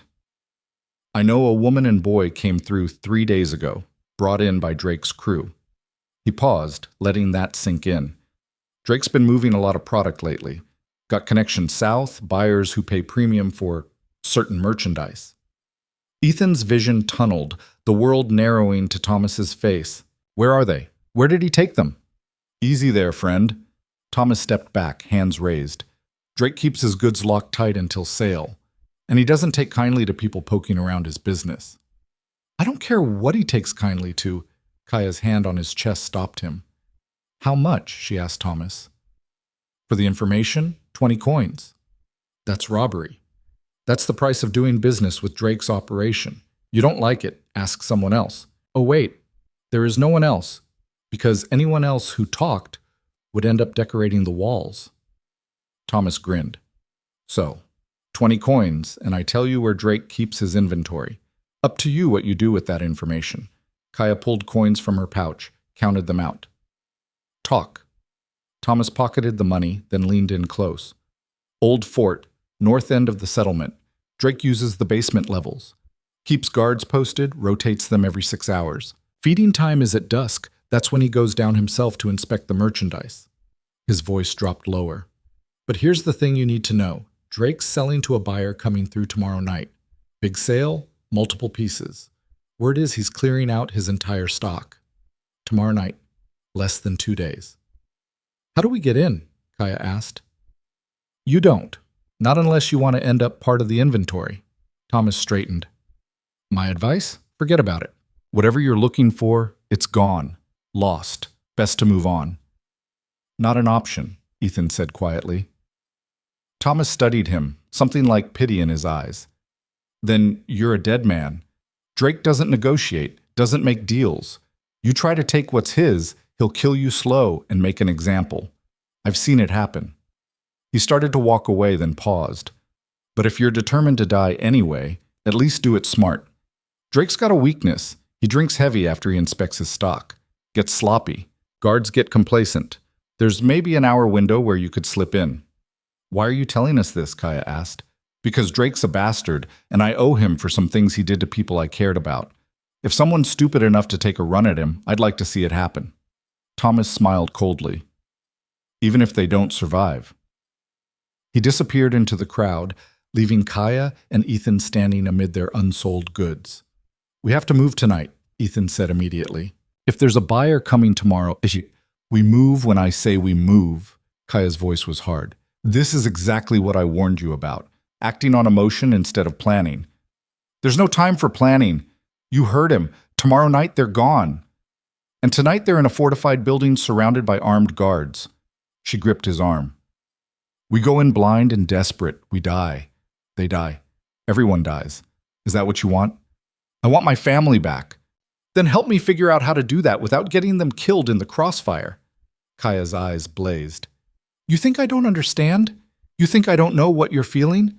I lost my daughter, Ethan. Lost her to something I couldn't fight, couldn't stop, couldn't change. But this we might be able to change if we're smart, if we're patient, if we plan. Ethan's anger drained away, leaving only exhaustion and fear. I can't lose them. I can't. I know. Her voice softened slightly. So let's not. Let's figure this out. She looked around the market, mind clearly working. We need more information. Guard rotations, building layout, where exactly Drake keeps his prisoners. We need weapons, supplies, an escape route. We need help. They both turned. A woman stood behind them, young, maybe 20, with the kind of beauty that had been weaponized so many times it had gone dull. Her eyes held the same dead look Ethan had seen on so many faces in Blackwater. I heard what you're planning, she said quietly. And you're right, you need help. Drake's place is a fortress. 2 people can't do it alone. Who are you? Kaya asked, hand on her knife. Someone who wants Drake dead as much as you want your people back. She glanced around nervously. Not here, too many ears. Meet me tonight, behind the Iron Shoe, midnight. I'll bring what you need. She looked at Ethan. Your wife. Is her name Mara? Ethan's world stopped. How do you I've seen her. She's alive. So is your boy. The woman's expression was haunted. For now, but Drake's been testing them, making sure they're worth the price he's asking. You understand? Ethan understood too well. His hands shook with rage and helplessness and desperate hope all mixed together. Tonight, the woman repeated. Midnight. Don't be late. And don't tell anyone about this conversation. Drake has eyes everywhere. She melted back into the crowd like a ghost. Kaya and Ethan stood frozen, processing what had just happened. It could be a trap, Kaya said finally. I know. She could be working for Drake, luring us in. I know. We should be smart about this, careful. I know. Ethan looked at her. But we're going anyway, aren't we? Kaya was quiet for a long moment, then sighed. Yeah, we're going anyway. They packed up their remaining goods as the afternoon wore on, making small talk with customers, acting normal while Ethan's mind raced through possibilities and plans and prayers he didn't believe in anymore. Mara was alive. Lucas was alive. Close enough to see, close enough to touch, close enough to save. And tomorrow night, they'd be gone forever. The sun set over Blackwater in shades of blood and brass, and Ethan watched it go with the grim certainty that one way or another, tomorrow would bring an end. Either he'd have his family back or he'd die trying. There were no other options. Not anymore. The settlement transformed at night into something even more dangerous. Shadows deep enough to hide anything. Sounds that could be celebration or murder. Fires burning in barrels that turned every face into a devil's mask. Kaya and Ethan ate dinner at the Iron Shoe in silence, each lost in their own thoughts. Dutch watched them from the bar but said nothing, and Ethan was grateful. He didn't think he could make small talk right now without screaming. At midnight, they slipped out the back door into the alley. The woman was already there, emerged from the darkness like she'd been made from it. You came, she said, relief evident. You said you had information, Kaya replied. Talk. The woman looked around nervously, then pulled a folded paper from her dress. Building layout. I worked for Drake for 6 months before I escaped. Memorized everything. She spread the paper on a barrel, and Ethan saw it was indeed a rough map. Corridors, rooms, stairways marked in pencil. The prisoners are here? She pointed to a room marked with an X. Basement level, far corner. 2 guards outside the door, 1 inside. Drake inspects every evening at 8, drinks until 10, passes out in his office here. Another point on the map. Guards change at midnight. There's a 15-minute window when the new shift is getting oriented. Old shift is leaving. That's your chance. How do we get in? Ethan asked. Service entrance, west side. It's supposed to be locked, but the mechanism's broken. Drake's too cheap to fix it. She traced a path with her finger. Through here, down these stairs, avoid the main hall where the guards gather. It's tight, but possible. And getting out? Kaya's question was pointed. The woman hesitated. That's harder. Once you grab them, alarms will go up. Every guard in the place will converge. You'll have maybe 5 minutes before you're completely surrounded. So we need a distraction, Kaya said. Something big enough to pull guards away. The woman smiled, and there was something fierce in it. I can handle that. Tomorrow night, 9:30, there's going to be a fire in the supply warehouse on the east side. Big fire. Most of Drake's men will run to save it. That's where he keeps his weapons, ammunition. Can't afford to lose it. She looked between them. That gives you maybe 20 minutes. Get in, get your people, get out. Why are you helping us? Ethan had to ask. The woman's smile faded. Because Drake took someone from me too, someone I loved, and I couldn't save them, couldn't even try. Her eyes glistened. But maybe I can help you save yours. Maybe that'll balance the scales a little. She pressed the map into Kaya's hands. Tomorrow night. Don't waste the chance. And if you see Drake, her voice went cold. Put a bullet in him for me. Then she was gone, disappeared into the shadows, leaving Kaya and Ethan alone with a map and a plan and the terrible weight of hope. They returned to their room in silence. Kaya spread the map on the bed, studying it by lamplight. This could work, she said finally. It's risky, probably suicidal, but it could work. We're doing it. I know we are. I'm just saying, be prepared for this to go wrong in every possible way. Have backup plans for your backup plans. I just need one plan that gets them out alive. Kaya looked up at him. What about getting you out alive? That's optional. Ethan, I mean it. He met her eyes. I failed them once. Left them vulnerable. If the only way to fix that is dying to get them free, then that's what happens. And what about them? Kaya's voice was sharp. You think they want you dead? You think your son wants to grow up without a father? Your wife wants to be a widow? The words hit hard because they were true, but Ethan had made his peace with the possible cost. Then I guess I better not die, he said. They spent the rest of the night preparing, checking weapons, planning routes, memorizing the map until they could both draw it from memory. Kaya drilled him on hand signals, emergency protocols, what to do if they got separated. Dawn came too fast and too slow, time moving strangely under the weight of what was coming. They spent the day pretending to be normal traders, selling the last of their goods, acting like tomorrow wasn't the day that would decide everything. Ethan caught himself searching every shadow, every face, wondering if Drake was watching, if he knew, if the trap was already closing. But nothing happened. The day passed in agonizing normalcy. As dusk approached, they returned to their room. Kaya laid out their weapons, rifles, pistols, knives, everything they had. It wasn't much against a fortress full of armed men, but it would have to be enough. "Last chance to back out," she said quietly. Ethan checked the load on his rifle. "Not a chance." "Didn't think so." She smiled grimly. "Well then, let's go commit suicide and hope we survive it." The sun set. Darkness fell. And somewhere in that darkness, in a basement room in a building made of cruelty, Mara and Lucas waited without knowing help was coming. Ethan Calder stood at the window, watching Blackwater transform into its night self, and made one final promise. He would bring them home. Would pay any price, sacrifice anything, become anyone necessary. The man who'd left his family to chase profit was dead. What walked into the night now was something else entirely. Something that wouldn't stop, wouldn't quit, wouldn't fail. A father, a husband, a man with nothing left to lose and everything to fight for. The clock in the hall struck 9. It was time. They moved through Blackwater's darkness like ghosts, keeping to the shadows between buildings where lamplight couldn't reach. The settlement was loud tonight. Drinking, gambling, fighting, all the usual vices playing out in 100 different variations. Perfect cover for two people who didn't want to be noticed. Kaya led the way, moving with the confidence of someone who knew these streets from memory. Ethan followed close, rifle held low against his body, every sense heightened to the point of pain. His shoulder throbbed where the bullet wound was still healing, but adrenaline made it distant, manageable. They reached the old fort just as the church bell. Someone had dragged one here from somewhere, bolted it to a post. Tolled 9:30. The building loomed against the night sky. Stone walls that had once protected soldiers now protecting something far worse.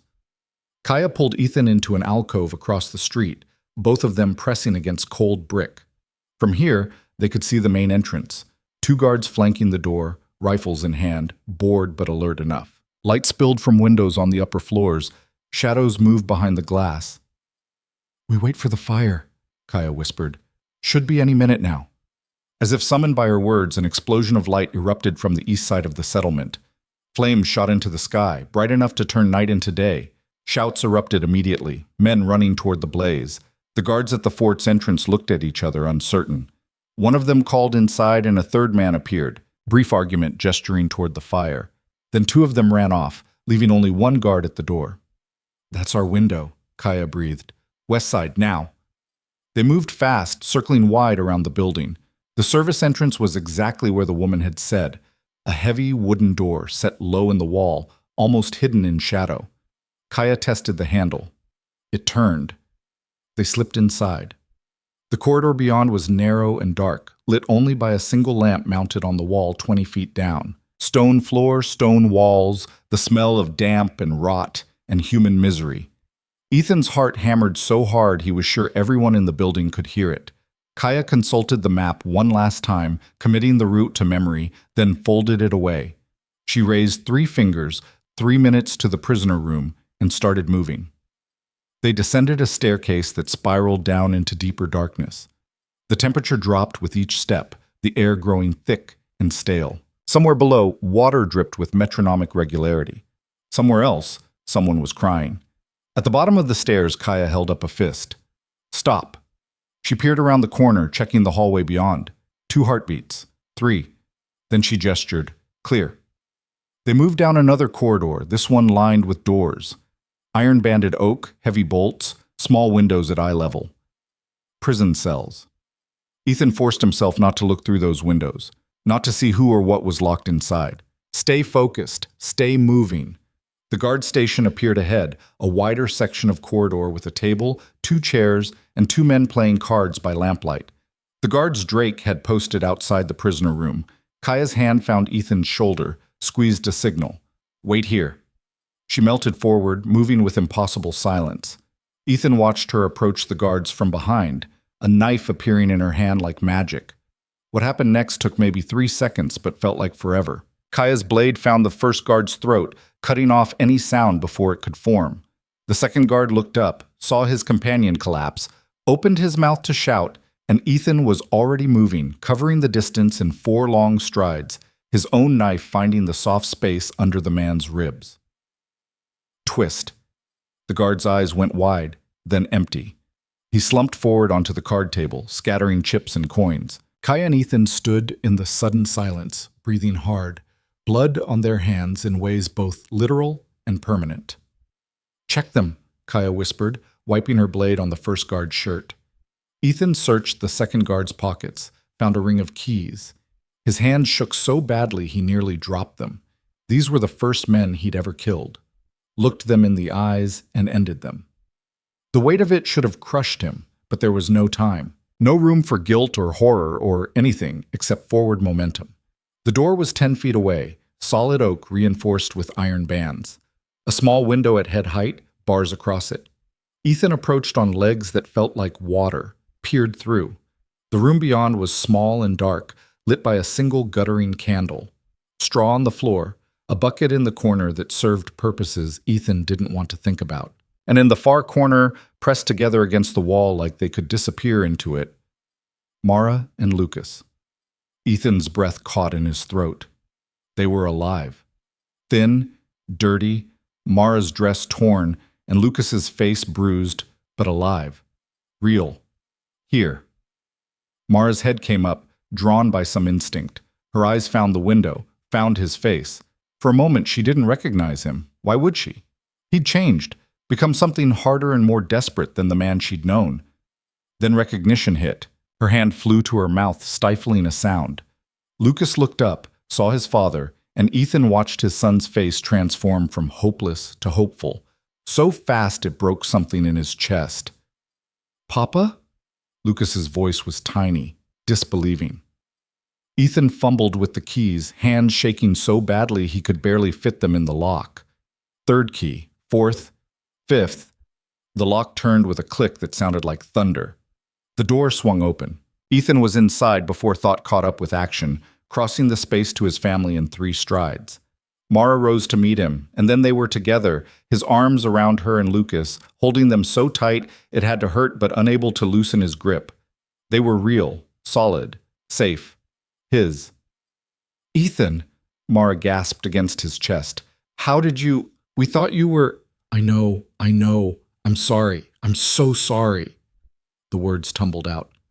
"But we're leaving, right now. I'm getting you out." Lucas clung to his leg like he had that morning weeks ago, but this time Ethan wasn't leaving. This time he'd carry the boy to the ends of the earth if that's what it took.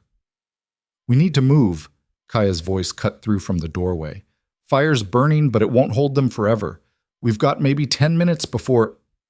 A bell started ringing, loud, insistent, the alarm they'd all been dreading. "Damn it," Kaya hissed. "They found the guards. We're out of time." Ethan pulled back from Mara, looked her in the eyes. "Can you run?" "Yes." No hesitation, no doubt. "Where?" "With me. Both of you. Stay close, stay quiet. Do exactly what Kaya says." He looked at Lucas. "I'm going to carry you, okay? Hold on tight and don't make a sound." Lucas nodded, eyes huge but trusting. Ethan scooped him up, settled him against his good shoulder. The boy weighed almost nothing, like he hadn't been fed properly. Rage burned hot in Ethan's gut, but he pushed it down. "Later. Deal with it later." Kaya was already moving back the way they'd come, rifle up and ready. Mara stayed close to Ethan, one hand gripping his belt.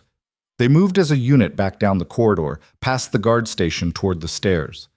Footsteps thundered somewhere above them. Shouts echoed through the stone corridors, bouncing and multiplying until it was impossible to tell how many men were coming or from which direction. They hit the stairs and started climbing. Kaya took them 2 at a time, Ethan struggling to keep pace with Lucas in his arms.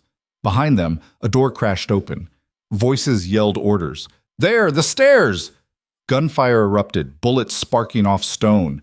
Ethan ducked instinctively, shielding Lucas with his body. A round buzzed past his ear, so close he felt the displacement of air. Mara cried out but kept moving, kept climbing. Kaya reached the top first, swung around the corner, fired 3 quick shots back down the stairwell. Someone screamed. The pursuing footsteps faltered. "Go, go, go!" Kaya shouted. They burst into the ground floor corridor and chaos exploded around them. Guards were everywhere, responding to the alarm, running toward the basement. Kaya cut down the first 2 before they even realized what was happening. The third got a shot off that missed wide, and Ethan dropped him with his pistol, one-handed, Lucas still clinging to his neck. "Service entrance," Kaya pointed. 30 feet. They ran. Guards appeared behind them, ahead of them, from side corridors. The world became muzzle flash and thunder and the whistle of bullets finding or missing their marks. Ethan fired until his pistol clicked empty, dropped it, pulled Mara forward with his free hand. Lucas buried his face in Ethan's shoulder, small body shaking. A guard stepped into their path, rifle coming up. Kaya shot him center mass. He dropped. 20 feet to the door. Another guard, this one faster. His bullet caught Kaya high on the arm, spinning her sideways. She dropped her rifle with a curse but kept moving, pulling her pistol with her other hand. 10 feet. The door was right there, salvation measured in steps. Kaya hit it first, shoulder checking it open. Night air rushed in, cold and beautiful and free. They tumbled out into darkness and kept running. Behind them, the fort erupted with activity. Men pouring out the main entrance, spreading out, searching. Someone was bellowing orders. A voice that had to be Drake himself, raw with fury. "The horses!" Ethan gasped. "Where?" "No time," Kaya panted, clutching her wounded arm. Blood seeped between her fingers. "They'll check the stables first. We go on foot." She led them into the maze of Blackwater's back alleys, taking turns at random, doubling back, using every trick she knew to break a trail. Behind them, the sounds of pursuit grew louder, more organized. Torches appeared, bobbing through the darkness like angry fireflies. They ducked into a narrow gap between buildings, all 4 of them pressed together in a space barely wide enough for 2. Ethan set Lucas down, pulled Mara close, tried to quiet his breathing. His heart hammered loud enough to give them away. Footsteps pounded past their hiding spot. Voices called to each other, coordinating the search. "Split up. Check every alley. Find them. Drake wants them alive. The woman especially. She's worth 3,000. 3,000. The price Drake had set on his wife's head, on their son's life. Ethan's hands clenched into fists, rage burning hot enough to eclipse fear.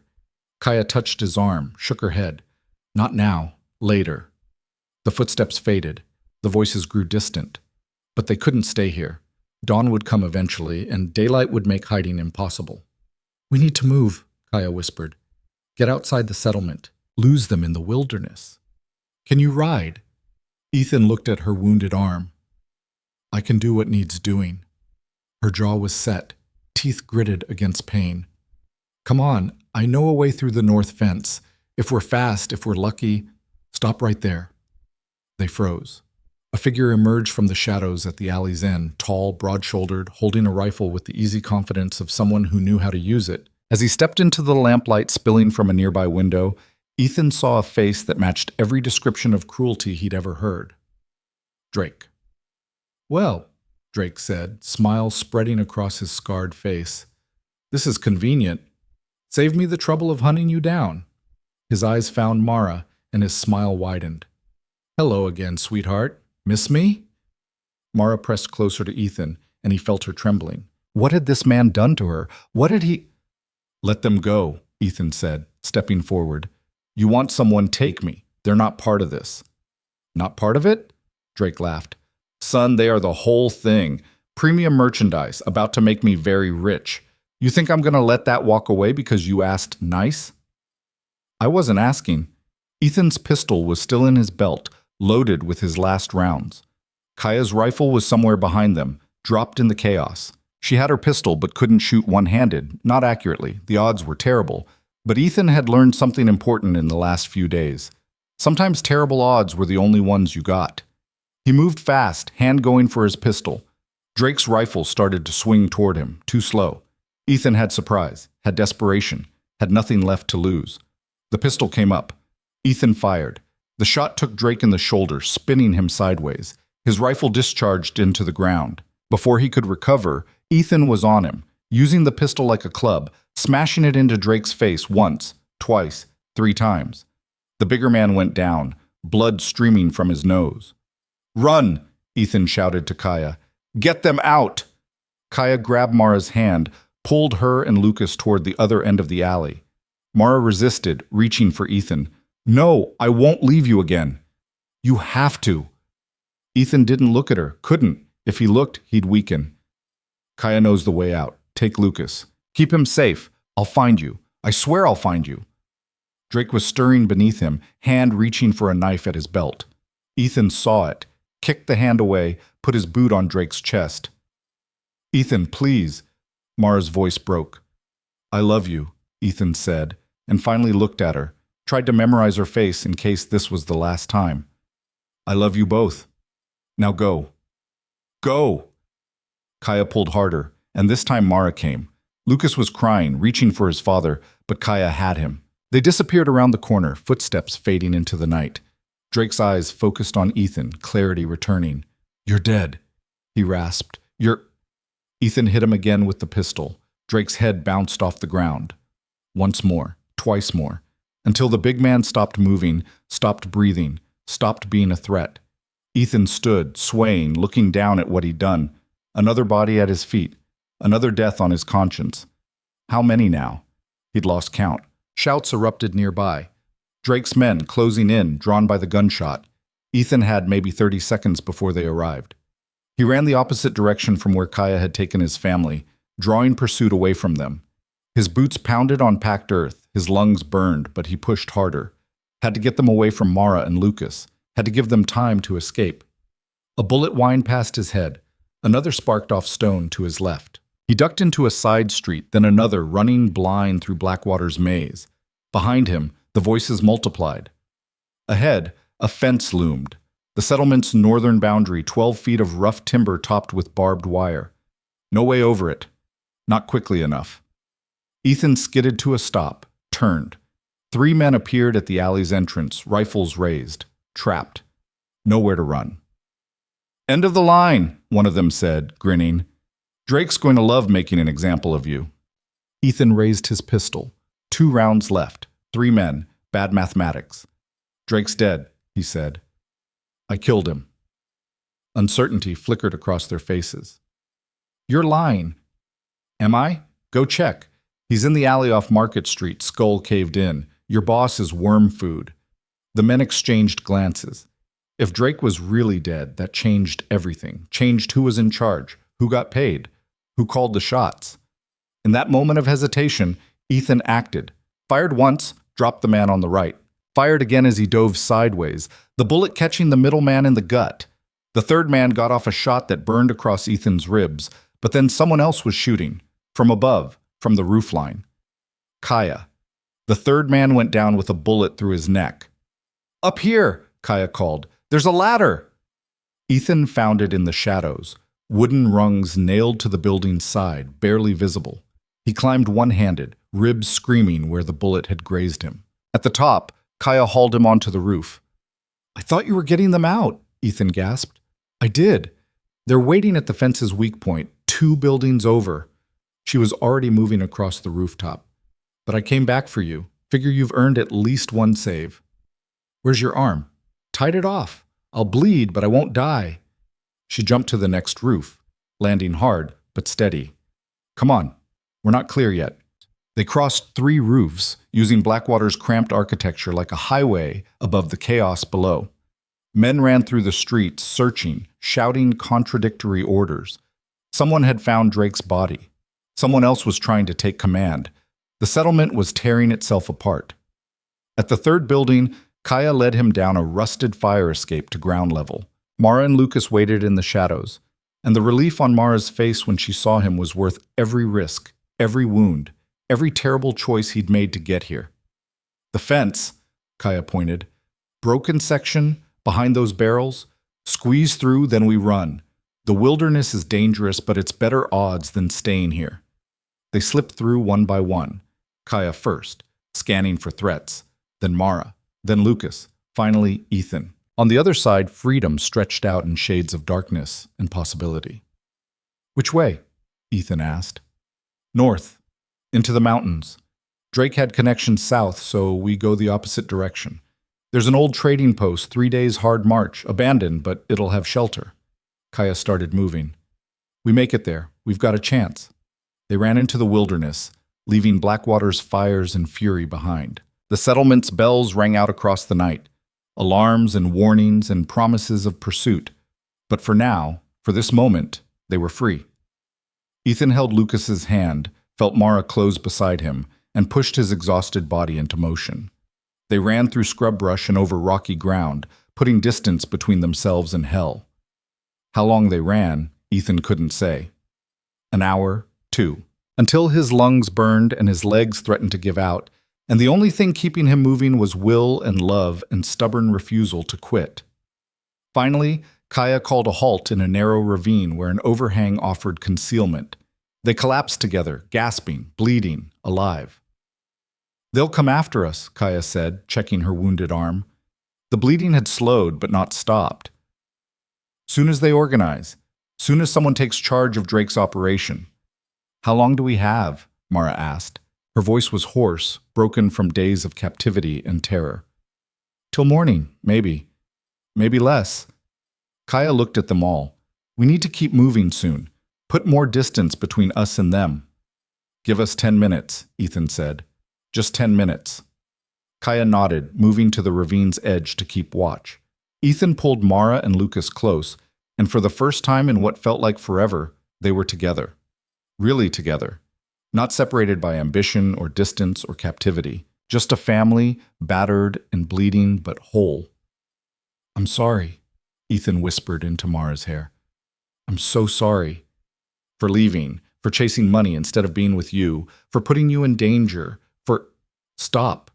Mara's hand found his face, turned it to look at her. Her eyes were fierce despite the exhaustion. You came for us. You walked into that place and you got us out. That's what matters now. I should never have left, but you did, and we can't change that. Her thumb traced his cheekbone. What we can change is what happens next. If we survive this. If we make it home. We will, Ethan said with absolute conviction. I'll make sure of it, whatever it takes. Lucas stirred between them, small voice muffled against Ethan's chest. Papa? Are we going home? Ethan's throat tightened. Yeah, son. We're going home. Is it still far? Very far, but we'll get there. All of us, together. Lucas was quiet for a moment, then, I knew you'd come. Mama said maybe you couldn't find us, but I knew. You always come back. The words hit Ethan like bullets, each one finding the soft places inside him that guilt had already carved hollow. Lucas had faith in him, had always had faith, even when Ethan didn't deserve it, even when that faith should have died with every departure, every broken promise. I'll always come back, Ethan said, meaning it with every atom of his being. From now on, I'll always come back, and I won't leave again. Not for money, not for anything. You hear me? Both of you. I'm done chasing what doesn't matter. Mara's eyes glistened in the darkness. You mean that? With everything I am. She kissed him then, hard and desperate and tasting of blood and tears. When she pulled back, she whispered, Then we'll survive this. Somehow. All of us. Kaya's whistle cut through the moment, the signal. Time to move. They rose on shaking legs and followed her deeper into the wilderness, into mountains that cared nothing for their suffering or survival. The night stretched ahead, full of danger and uncertainty. But they were together. And for Ethan Calder, who'd crossed deserts and violence and his own worst instincts to reach this moment, that was enough. That was everything. Behind them, Blackwater burned. Ahead, the mountains waited. And somewhere between the two, a family learned what it meant to fight not just for survival, but for each other. The hunt wasn't over. Drake's men would come, driven by profit and revenge. The wilderness would test them with cold and hunger and predators both animal and human. But Ethan had faced the worst of himself and survived. Had walked through fire and come out holding what mattered most. Whatever came next, they'd face it together. And that made all the difference. The mountains swallowed them whole. They climbed through the pre-dawn darkness, following Kaya up switchbacks and deer trails that seemed to exist more in her memory than in the actual landscape. The air grew thinner with altitude, colder, sharp enough to cut with each breath. Behind them, somewhere in the valley below, Blackwater's fires still burned against the night sky like a wound that wouldn't close. Lucas rode on Ethan's back now, small arms wrapped around his father's neck, breath warm against Ethan's ear. The boy had stopped asking questions an hour ago, exhaustion finally claiming his voice if not his vigilance. Every few minutes, Ethan felt those small arms tighten, making sure this wasn't a dream, making sure his father was still real. Mara walked beside them, one hand gripping Ethan's belt for balance on the treacherous terrain. She hadn't spoken since they'd left the ravine, but he could feel her presence like a tether, anchoring him to purpose when his body screamed to stop. Kaya led them higher, always higher, until Blackwater disappeared behind ridgelines and the only sounds were wind through pine and their own labored breathing. When dawn finally broke, pale and reluctant over the eastern peaks, they were miles deep into country that looked like it had never seen human passage. "Here," Kaya said, pointing to a cluster of boulders that formed a natural shelter. "We rest. 2 hours, no more." They collapsed into the space between stones, bodies finding positions through mutual exhaustion rather than comfort. Kaya immediately set about checking her wounded arm, unwrapping the makeshift bandage. The bullet had carved a furrow through muscle but missed bone and artery. Lucky, but it still needed proper attention. "Let me," Mara said quietly, moving to help. Her hands were gentle but efficient as she cleaned the wound with water from Kaya's canteen, using strips torn from her own dress as fresh bandaging. "I've done this before. Farm accidents, mostly. Ethan's father once caught his hand in a thresher." "You have medical training?" Kaya asked. "Just experience." Mara tied off the bandage. "Out where we lived, you learned to patch people up or watch them die. No doctors for 30 miles. Kaya studied her with new appreciation. "You're tougher than you look." "Had to be." Mara's voice went quiet. "Especially these last few days." The words hung heavy with implication. Ethan wanted to ask what had happened in that basement room, what Drake had done or threatened, but the look in Mara's eyes told him she wasn't ready to speak it. Maybe she never would be. Some horrors lived better unspoken. "How's Lucas?" Kaya asked, changing the subject with deliberate kindness. Ethan looked at his son, now curled against his side, finally asleep. The boy's face was thin, bruised, but peaceful for the first time since the rescue. Exhausted, scared, but alive, that's what matters. "He's stronger than he looks too," Kaya said. "Kept pace all night without complaint. Most children would have broken down hours ago." "He's his mother's son," Ethan said, meeting Mara's eyes. "Gets his strength from her." Mara's expression softened, some of the hard edges falling away. She moved closer to Ethan, fitting herself against his side opposite Lucas, and for a moment they were just a family again. Battered and hunted and far from home, but together. "They'll come after us," Mara said. Not a question. "Yes," Kaya confirmed. "Drake's men won't let this go. Even with him dead, someone will take over. Someone who will see chasing us as a way to establish authority, prove they're strong enough to lead." "How long until they catch up?" Ethan asked. "Depends how fast they organize, how good their tracker is." Kaya flexed her wounded arm, testing the bandage. "Best case, we have a day. Worst case, they're already on our trail. Then we can't stay here long." "No, 2 hours rest, then we move. The trading post I mentioned, it's still 2 days away if we push hard. Maybe 3 at the pace we'll have to set with Lucas." She looked at the sleeping boy. "Can he make it?" "He'll have to," Ethan said. "We all will." They fell silent then, each lost in their own thoughts. Ethan tried to rest, but sleep wouldn't come. Every sound made him tense. Wind in the trees, rocks settling, a bird taking flight. Any of them could be men approaching, guns ready, vengeance in their hearts. Beside him, Mara wasn't sleeping either. Her hand found his, fingers interlacing, squeezing tight. "I thought about you," she whispered.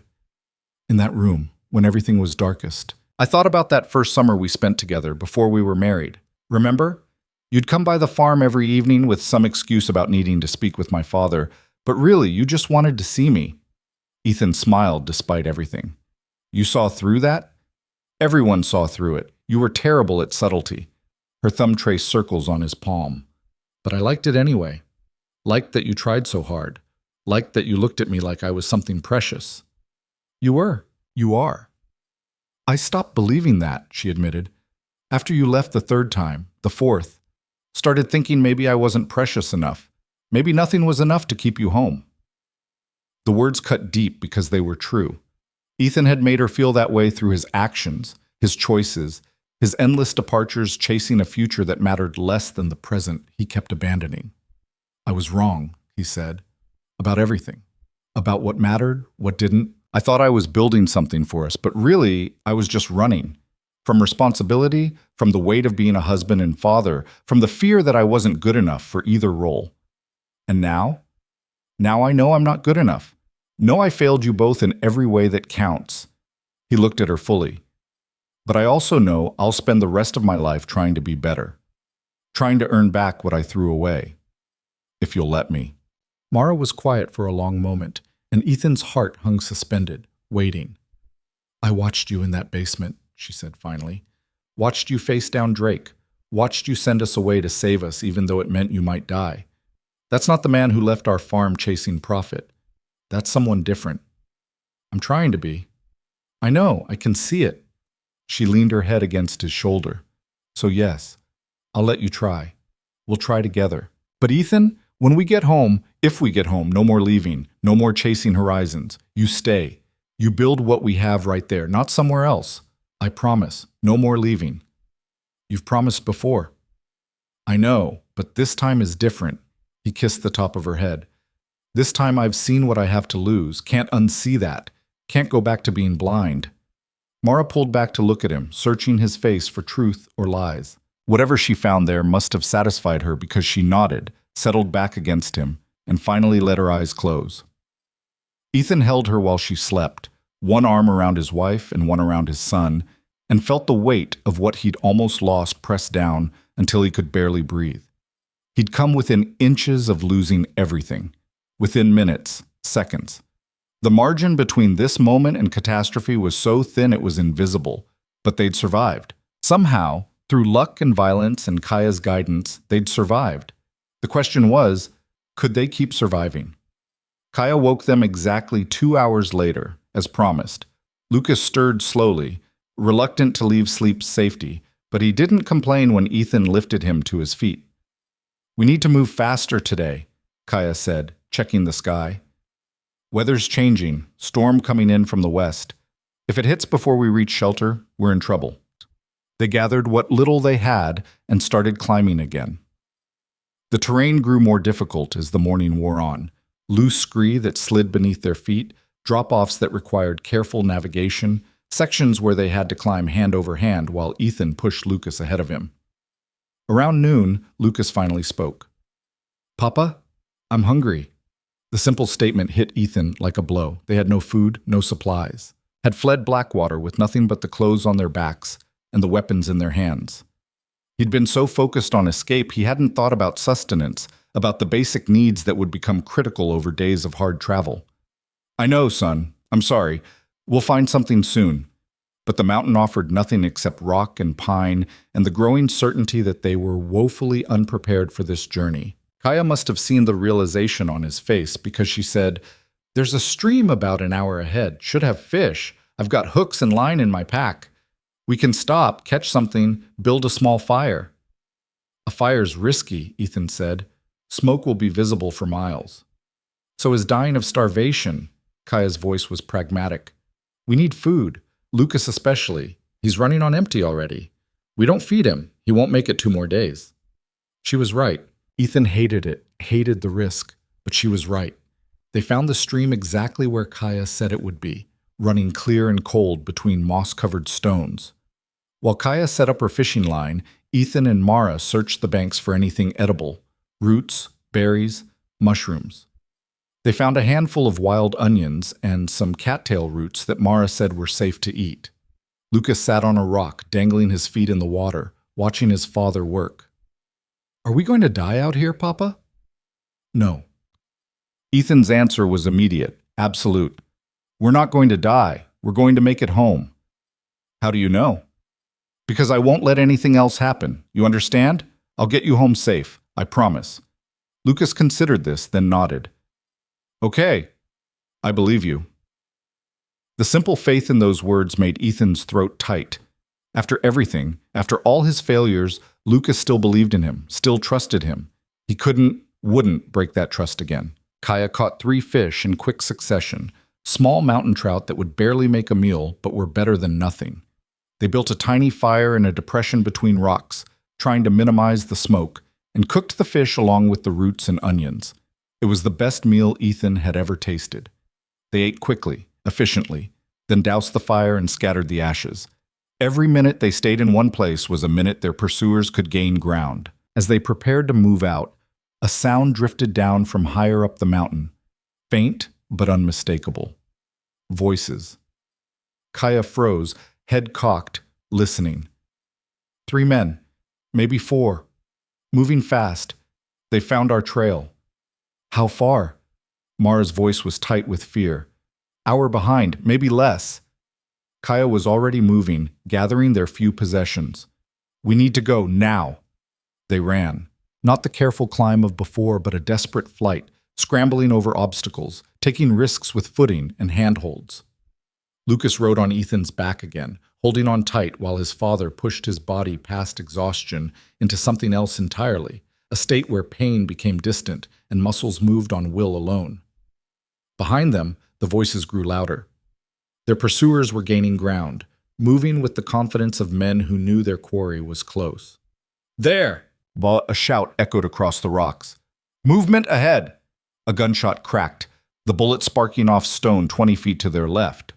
Long range, probably a warning shot, but the next one would be aimed to kill. Kaya led them into a narrow defile between 2 rock walls, space barely wide enough for one person at a time. Through here, then up the cliff face. There's a path, barely, but it's there. Follow exactly where I step. They squeezed through the defile one by one, Ethan going last to shield Lucas. Behind them, their pursuers reached the entrance, saw where they'd gone. They're trapped, someone said, voice carrying. That defile dead ends at a cliff. We've got them. But whoever spoke didn't know Kaya, didn't know she'd spent years learning this country, memorizing routes that existed only for those desperate or skilled enough to find them. The cliff face rose before them, nearly vertical, hold scattered and treacherous. Kaya started climbing without hesitation, finding purchase where it seemed impossible. Mara followed, moving slower but steady. Ethan looked at Lucas. Can you climb, son? The boy's eyes were huge with fear, but he nodded. I think so. I'll be right behind you. Every step I take, you take. Understand? Lucas nodded again and started climbing. Ethan followed, one hand always ready to catch the boy if he slipped, his own feet finding holds through memory of Kaya's path rather than sight.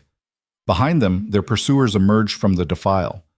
4 men, just as Kaya had estimated. They saw the cliff face, saw their quarry climbing, and one of them raised his rifle. Shoot them down, someone ordered. The first shot missed wide.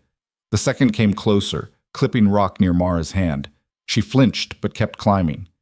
Ethan's mind raced. They were exposed, perfect targets. Unless... Kaya, he shouted up. When you reach the top, get them clear and then come back with your rifle. She understood immediately. Reached the top, hauled Mara up, then Lucas. Then she was back at the edge, rifle in her good hand, and the men below suddenly had a different problem. Kaya's first shot hit the lead climber in the shoulder, sending him tumbling 20 feet to the rocks below. The others scrambled for cover, the pursuit suddenly complicated by an enemy with high ground.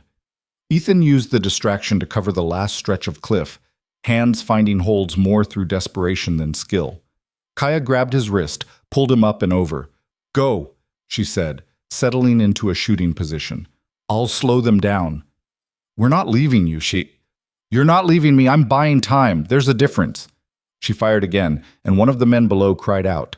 Trail continues north, steep descent on the other side of this ridge, then forest. Get into the trees and I'll catch up. Ethan wanted to argue, but Mara was already pulling him away, Lucas in her arms, and staying would waste the time Kaya was buying with her blood and bullets. They ran along the ridge, found the descent Kaya had mentioned, a slope of loose rock that was more controlled falling than actual climbing. They slid and stumbled down, momentum carrying them faster than safety would recommend. At the bottom, forest closed around them, pine and fir thick enough to block the sky, undergrowth tangled enough to slow pursuit. They pushed into it, using the density as cover. Behind them, Kaya's rifle cracked 3 more times, then fell silent. Then she was crashing through the undergrowth behind them, breathing hard, blood seeping through her bandage again. 2 down, 2 running scared, she gasped. They'll go back for reinforcements, but it bought us time, maybe half a day. Your arm. We'll hold. Keep moving. They moved, through forests that grew darker and denser, across streams swollen with snowmelt, over deadfalls and through thickets that tore at clothes and skin. Lucas walked now, holding his mother's hand, face set with determination that broke Ethan's heart even as it filled him with pride. Night fell again, sudden and complete beneath the forest canopy. They couldn't risk a fire, couldn't risk stopping for more than brief rests. So they walked through darkness, following Kaya by sound more than sight, trusting she knew where she was leading them. Sometime after midnight, Lucas's legs finally gave out. He didn't cry, didn't complain, just sat down in the middle of the trail and couldn't get up. I'm sorry, Papa, he whispered. I can't walk anymore. Ethan scooped him up without hesitation. You don't have to, I've got you. The boy was asleep before Ethan had taken 10 steps, exhaustion claiming him completely. Ethan carried him through the rest of the night, through pain and fatigue and the growing certainty that his body was going to give out before the journey ended. But he kept walking. Because stopping meant dying, and dying meant failing them again, and he'd promised. Dawn came gray and cold, filtered through heavy clouds that promised the storm Kaya had predicted. They'd climbed out of the forest onto a barren slope dotted with stunted trees and wind-carved rocks. There, Kaya said, pointing ahead. Through the gathering gloom, Ethan could see it, a structure of weathered wood and stone, small but solid, backed against the mountain itself. The trading post, shelter, safety. 1/2 mile, Kaya said. We're almost there. Those might have been the most beautiful words Ethan had ever heard. They covered the last distance as the first fat drops of rain began to fall. By the time they reached the trading post's door, the storm had arrived in earnest, wind and rain and thunder that shook the mountain. Kaya kicked the door open and they stumbled inside, into darkness and the smell of old wood and abandonment. But it was dry. It was shelter. It was enough. Ethan set Lucas down gently on what had once been a counter. Mara collapsed beside the boy, and Ethan sank down next to them, every muscle screaming relief. Kaya barred the door, checked the windows, still intact, shuttered tight. We're secure. Storm will cover our trail, wash away tracks. If Drake's men are still following, they'll have to wait it out, same as us. She slumped against the wall, finally allowing herself to show the pain she'd been hiding. Blood had soaked through her bandage again, dripping onto the floor. Let me see that, Mara said, moving to her. While Mara tended Kaya's wound with supplies scavenged from the trading post shelves, old bandages, a bottle of something that might have been disinfectant, Ethan explored their temporary refuge. The trading post was a single large room with a loft above. Shelves lined the walls, mostly empty but with scattered remnants of its former purpose. Rusty traps, moth-eaten blankets, cans of food so old they'd swelled ominously. A stone fireplace dominated one wall, and miraculously there was wood stacked beside it. Ethan built a fire, the first real one since Blackwater. As warmth filled the room, as the storm raged outside, he felt some of the tension finally drain from his body. They were safe. For now. For this moment. Lucas woke as the fire took hold, drawn by warmth and light. He sat up, looked around, then spotted his father and smiled. Actually smiled. The first real one Ethan had seen since the rescue. We made it, Papa. We made it, son. Are we home? Not yet, but we're closer, and we're safe for now. Lucas seemed satisfied with that. He curled up near the fire, and within minutes was asleep again. Kaya's wound was clean now, properly dressed. The bullet furrow was ugly but not life-threatening, and Mara had found some ancient whiskey that served as both disinfectant and painkiller. Drink, Mara told Kaya, pressing the bottle into her hands. You've earned it. Kaya drank, coughed, drank again. Then she offered the bottle to Ethan, who accepted gratefully, The liquor burned all the way down, cutting through exhaustion like light through darkness. "We should rest," Kaya said. "Storm will last through the night, maybe into tomorrow. We're secure here. Let your bodies recover." "What about after?" Mara asked. "When the storm ends?" "We continue south. 3 more days to the nearest settlement that has law, real law. We get there, we're beyond Drake's reach, beyond Blackwater's shadow." Kaya looked at them all. "Then you go home. Back to your farm. Back to your life." "And you?" Ethan asked. Kaya was quiet for a moment. "Haven't decided yet. Maybe I'll ride with you to your farm. Make sure you actually get there safe, or maybe I'll head back to my people's territory. Make my peace with what I left behind." She smiled tiredly. "Either way, the debt is settled. You paid me with that cargo, and I got you this far. We're square." "We're more than square," Ethan said. "You saved our lives. Multiple times. That's not a debt I can repay with salvaged goods." "Then don't try. Just—" Kaya hesitated, something vulnerable showing through her usual armor. "Just make it worth it. The sacrifice. The risk. Make the life you go back to mean something. Be the husband and father they deserve. Don't waste what we fought for." "I won't," Ethan promised. "I swear it." They fell silent then, watching the fire, listening to the storm. Eventually, Mara curled up next to Lucas, and Kaya settled into a corner with her rifle across her lap, taking first watch despite her wound. Ethan stayed by the fire, too keyed up to sleep, mind still processing everything that had happened. They'd escaped Blackwater, killed Drake, evaded pursuit, made it to shelter. Every step was a miracle. Every moment they remained alive, a victory against impossible odds. But the cost. The cost. He'd killed men, multiple men, looked them in the eyes and ended them. That weight would never leave, would live in him like a stone in his gut, heavy and permanent. Was it worth it? To get his family back? He looked at Mara and Lucas sleeping peacefully by the firelight, looked at Kaya keeping watch despite her exhaustion and injury, looked at the storm beyond the windows and the long road still ahead. Yes. 1,000 times yes. He'd pay that cost again and more. Would pay it forever if that's what it took. Some things were worth any price. The storm raged through the night and into the next day. Wind howling like wolves, rain hammering the roof in waves. They stayed inside, rationing their energy, eating the least suspicious-looking canned goods they could find, and trying not to think about how many miles still separated them from safety. Lucas recovered fastest, his resilience a testament to childhood's flexibility. By the second day, he was exploring the trading post, finding treasures in its abandonment, a deck of water-stained cards, a wooden top that still spun, a journal filled with illegible entries from long-dead traders. Mara watched him play with something like wonder. "I thought I'd lost him," she said quietly to Ethan. "In that room.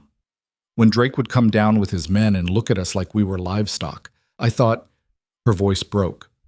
"I thought Lucas would grow up in that place, never see home again, never be a child again." "But he will," Ethan said, pulling her close. "He'll grow up on our farm. He'll be a child. He'll be safe.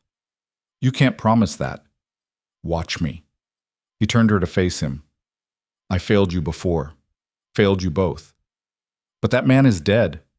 What's left is someone who understands what matters. And I will burn down the world before I let anything take you from me again." Mara searched his eyes, then nodded. "I believe you." "Good, because we're going home. All of us. And when we get there, I'm never leaving again." The storm broke on the third day, clouds scattering to reveal skies so blue it hurt to look at. They emerged from the trading post like people emerging from a tomb, blinking, uncertain, grateful for light. The trail south was washed clean, all evidence of their passage erased by rain and wind. If Drake's men were still following, they'd lost the scent. Kaya checked her arm, now healing clean under Mara's care. 3 days to Fort Davidson, maybe 4 with Lucas setting the pace. Can everyone make it? "We'll make it," Ethan said with absolute certainty. They walked. Through country that gradually softened from mountain harshness to rolling foothills. Through forests that thinned and meadows that opened up. Through land that started to feel less hostile, more like the world they'd left behind. Lucas walked most of it himself now, holding his mother's hand, asking questions about everything he saw. Each question was a sign of healing, a return to the curious boy he'd been before Blackwater tried to break him. On the evening of the second day, they crested a rise and saw smoke in the distance. Not the wild smoke of brush fires or burning settlements, but the ordered smoke of civilization, chimneys and cooking fires and human habitation. "Fort Davidson," Kaya said. "We're almost there." They reached the fort's outskirts as the sun set, and it was like entering a different world. There were children playing in the streets, women hanging laundry, men working at honest trades.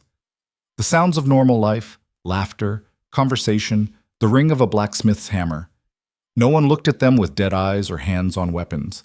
No one measured them for worth as merchandise. They'd made it.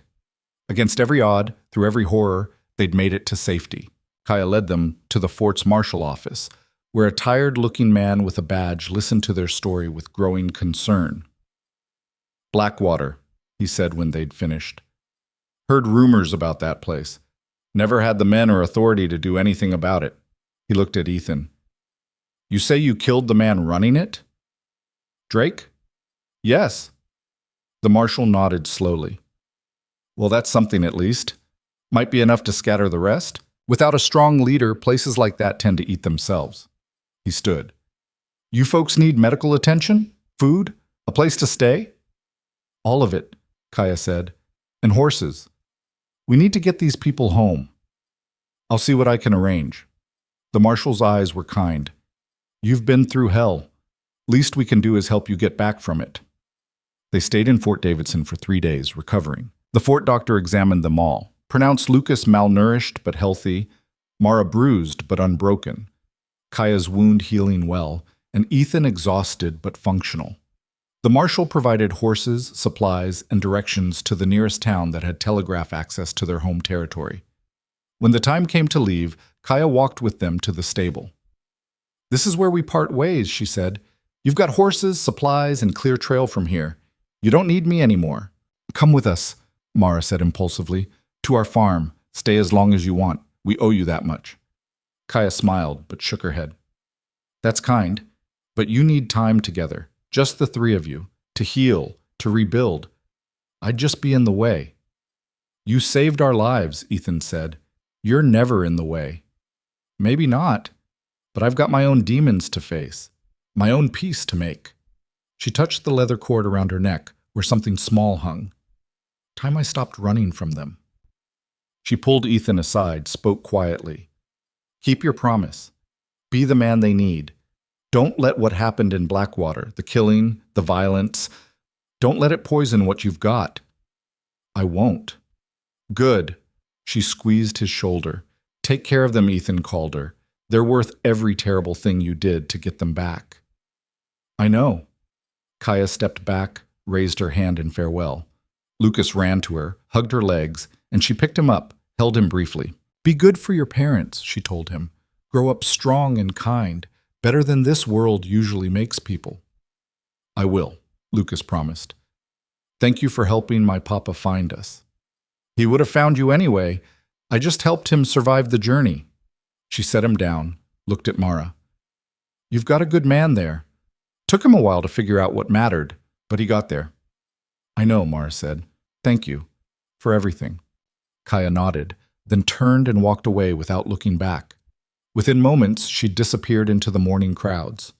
Gone, like she'd never been there at all. Ethan watched her go with mixed feelings. Gratitude, sadness, hope that wherever she went, she'd find the peace she was looking for. Then Mara's hand found his, and Lucas tugged on his other hand, and it was time to stop looking back. Time to go home. The journey took 2 weeks. 2 weeks of steady riding through country that grew more familiar with each passing day. Through towns Ethan recognized, past landmarks he'd seen on his trade routes, finally into territory he knew like the back of his hand. And then, one golden afternoon, they crested a hill, and there it was. Home. The farm spread out below them, small and imperfect, and more beautiful than anything Ethan had ever seen. The fields he'd planted before leaving, now grown tall. The barn that needed new shingles. The house with its crooked chimney, and windows that reflected the setting sun. Home. Lucas let out a whoop of joy and kicked his horse into a run. Mara and Ethan followed, laughing, racing down the hill toward the life they'd almost lost. They arrived in a cloud of dust and commotion. Neighbors appeared, people who'd been watching the farm, keeping it from falling into complete disrepair. There were tears and questions and embraces. But eventually, the neighbors left, and it was just the three of them again, standing in the doorway of their home, looking at the life they'd fought so hard to reclaim. "It needs work," Mara said, surveying the dust and disorder. "Everything worth keeping does," Ethan replied. Lucas had already run inside, checking his room, making sure his toys were still where he'd left them. His delighted shouts echoed through the house. Ethan pulled Mara close, rested his forehead against hers. "I'm sorry. For all of it. For the years I wasted chasing things that didn't matter. For putting you in danger, for—" "Stop," Mara said gently. "We've had enough apologies. Now we need something different." "What?" "A new start, right here, right now." She stepped back, held out her hand. "Hello. My name is Mara. I'm a farmer's wife, and I'm looking for a partner. Someone who'll work beside me, build beside me, stay beside me. You interested?" Ethan felt his throat tighten, understood what she was offering. Not forgiveness for the past, but a chance to build a different future. He took her hand. "My name is Ethan. I'm a farmer. And yes, I'm very interested." They shook on it, formal and slightly ridiculous and absolutely perfect. Then Lucas was pulling them both inside, talking nonstop about everything he wanted to do now that they were home, all the adventures they could have right here on their own land. And as the sun set over the farm, as the three of them moved through their home lighting lamps and opening windows and breathing in the smell of home, Ethan felt something fundamental shift inside him. The weight he'd been carrying, of guilt and failure and fear, it didn't disappear. Probably never would. But it changed shape, became something he could carry rather than something that crushed him. He'd walked through fire and blood to get his family back, had killed men, faced death, traveled through country that would have broken a lesser person, had paid prices he'd carry forever. But here, in this moment, standing in his home with his wife beside him and his son laughing in the next room, he knew with absolute certainty that it had been worth it. Every terrible moment, every impossible choice, every sacrifice, worth it. Because some things couldn't be measured in money or success or ambition. Some things were simply sacred. Family was all of them.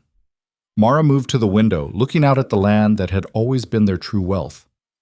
"What do we do now?" Ethan came up behind her, wrapped his arms around her waist. "Now?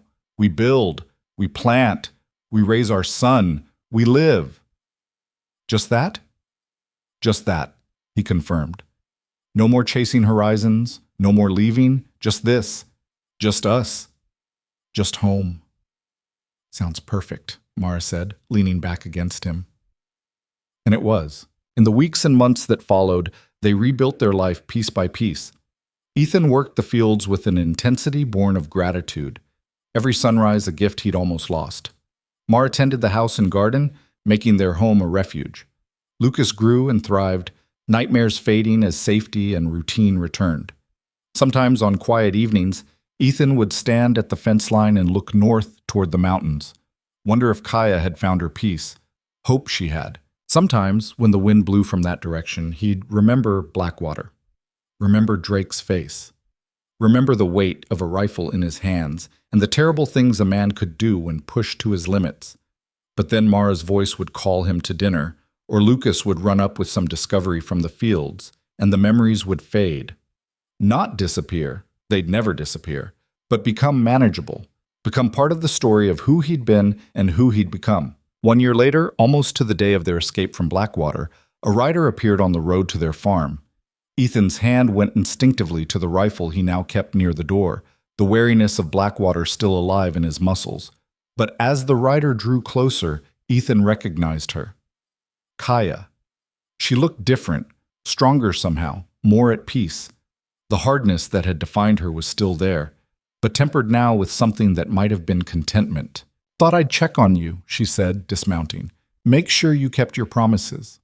"I did," Ethan said. "All of them."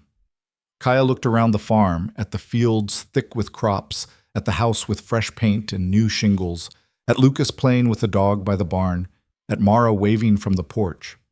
"Good," she said simply. "That's good." They invited her to stay for dinner, and she accepted. Over Mara's cooking and Lucas's endless questions, Kaya told them about her year, about returning to her people, about making amends for her past, about finding a different kind of purpose. "I'm scouting again," she said, "but not for raiders, for families who've lost people, helping them get their loved ones back like I helped you. Figured it was a better use of my skills." "That's dangerous work," Ethan said. "All worthwhile work is."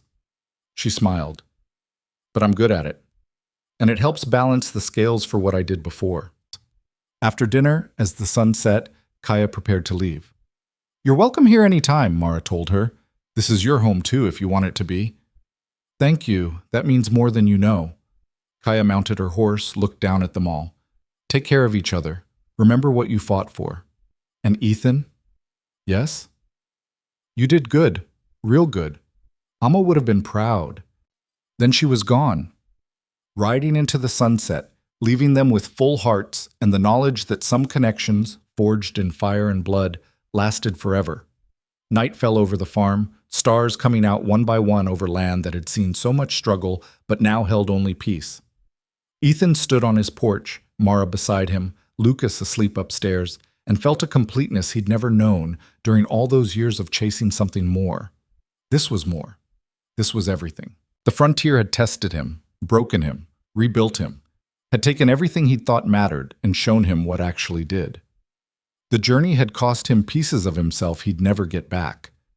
But it had given him this moment, this life, this family, and that was worth every price, worth every mile, worth everything.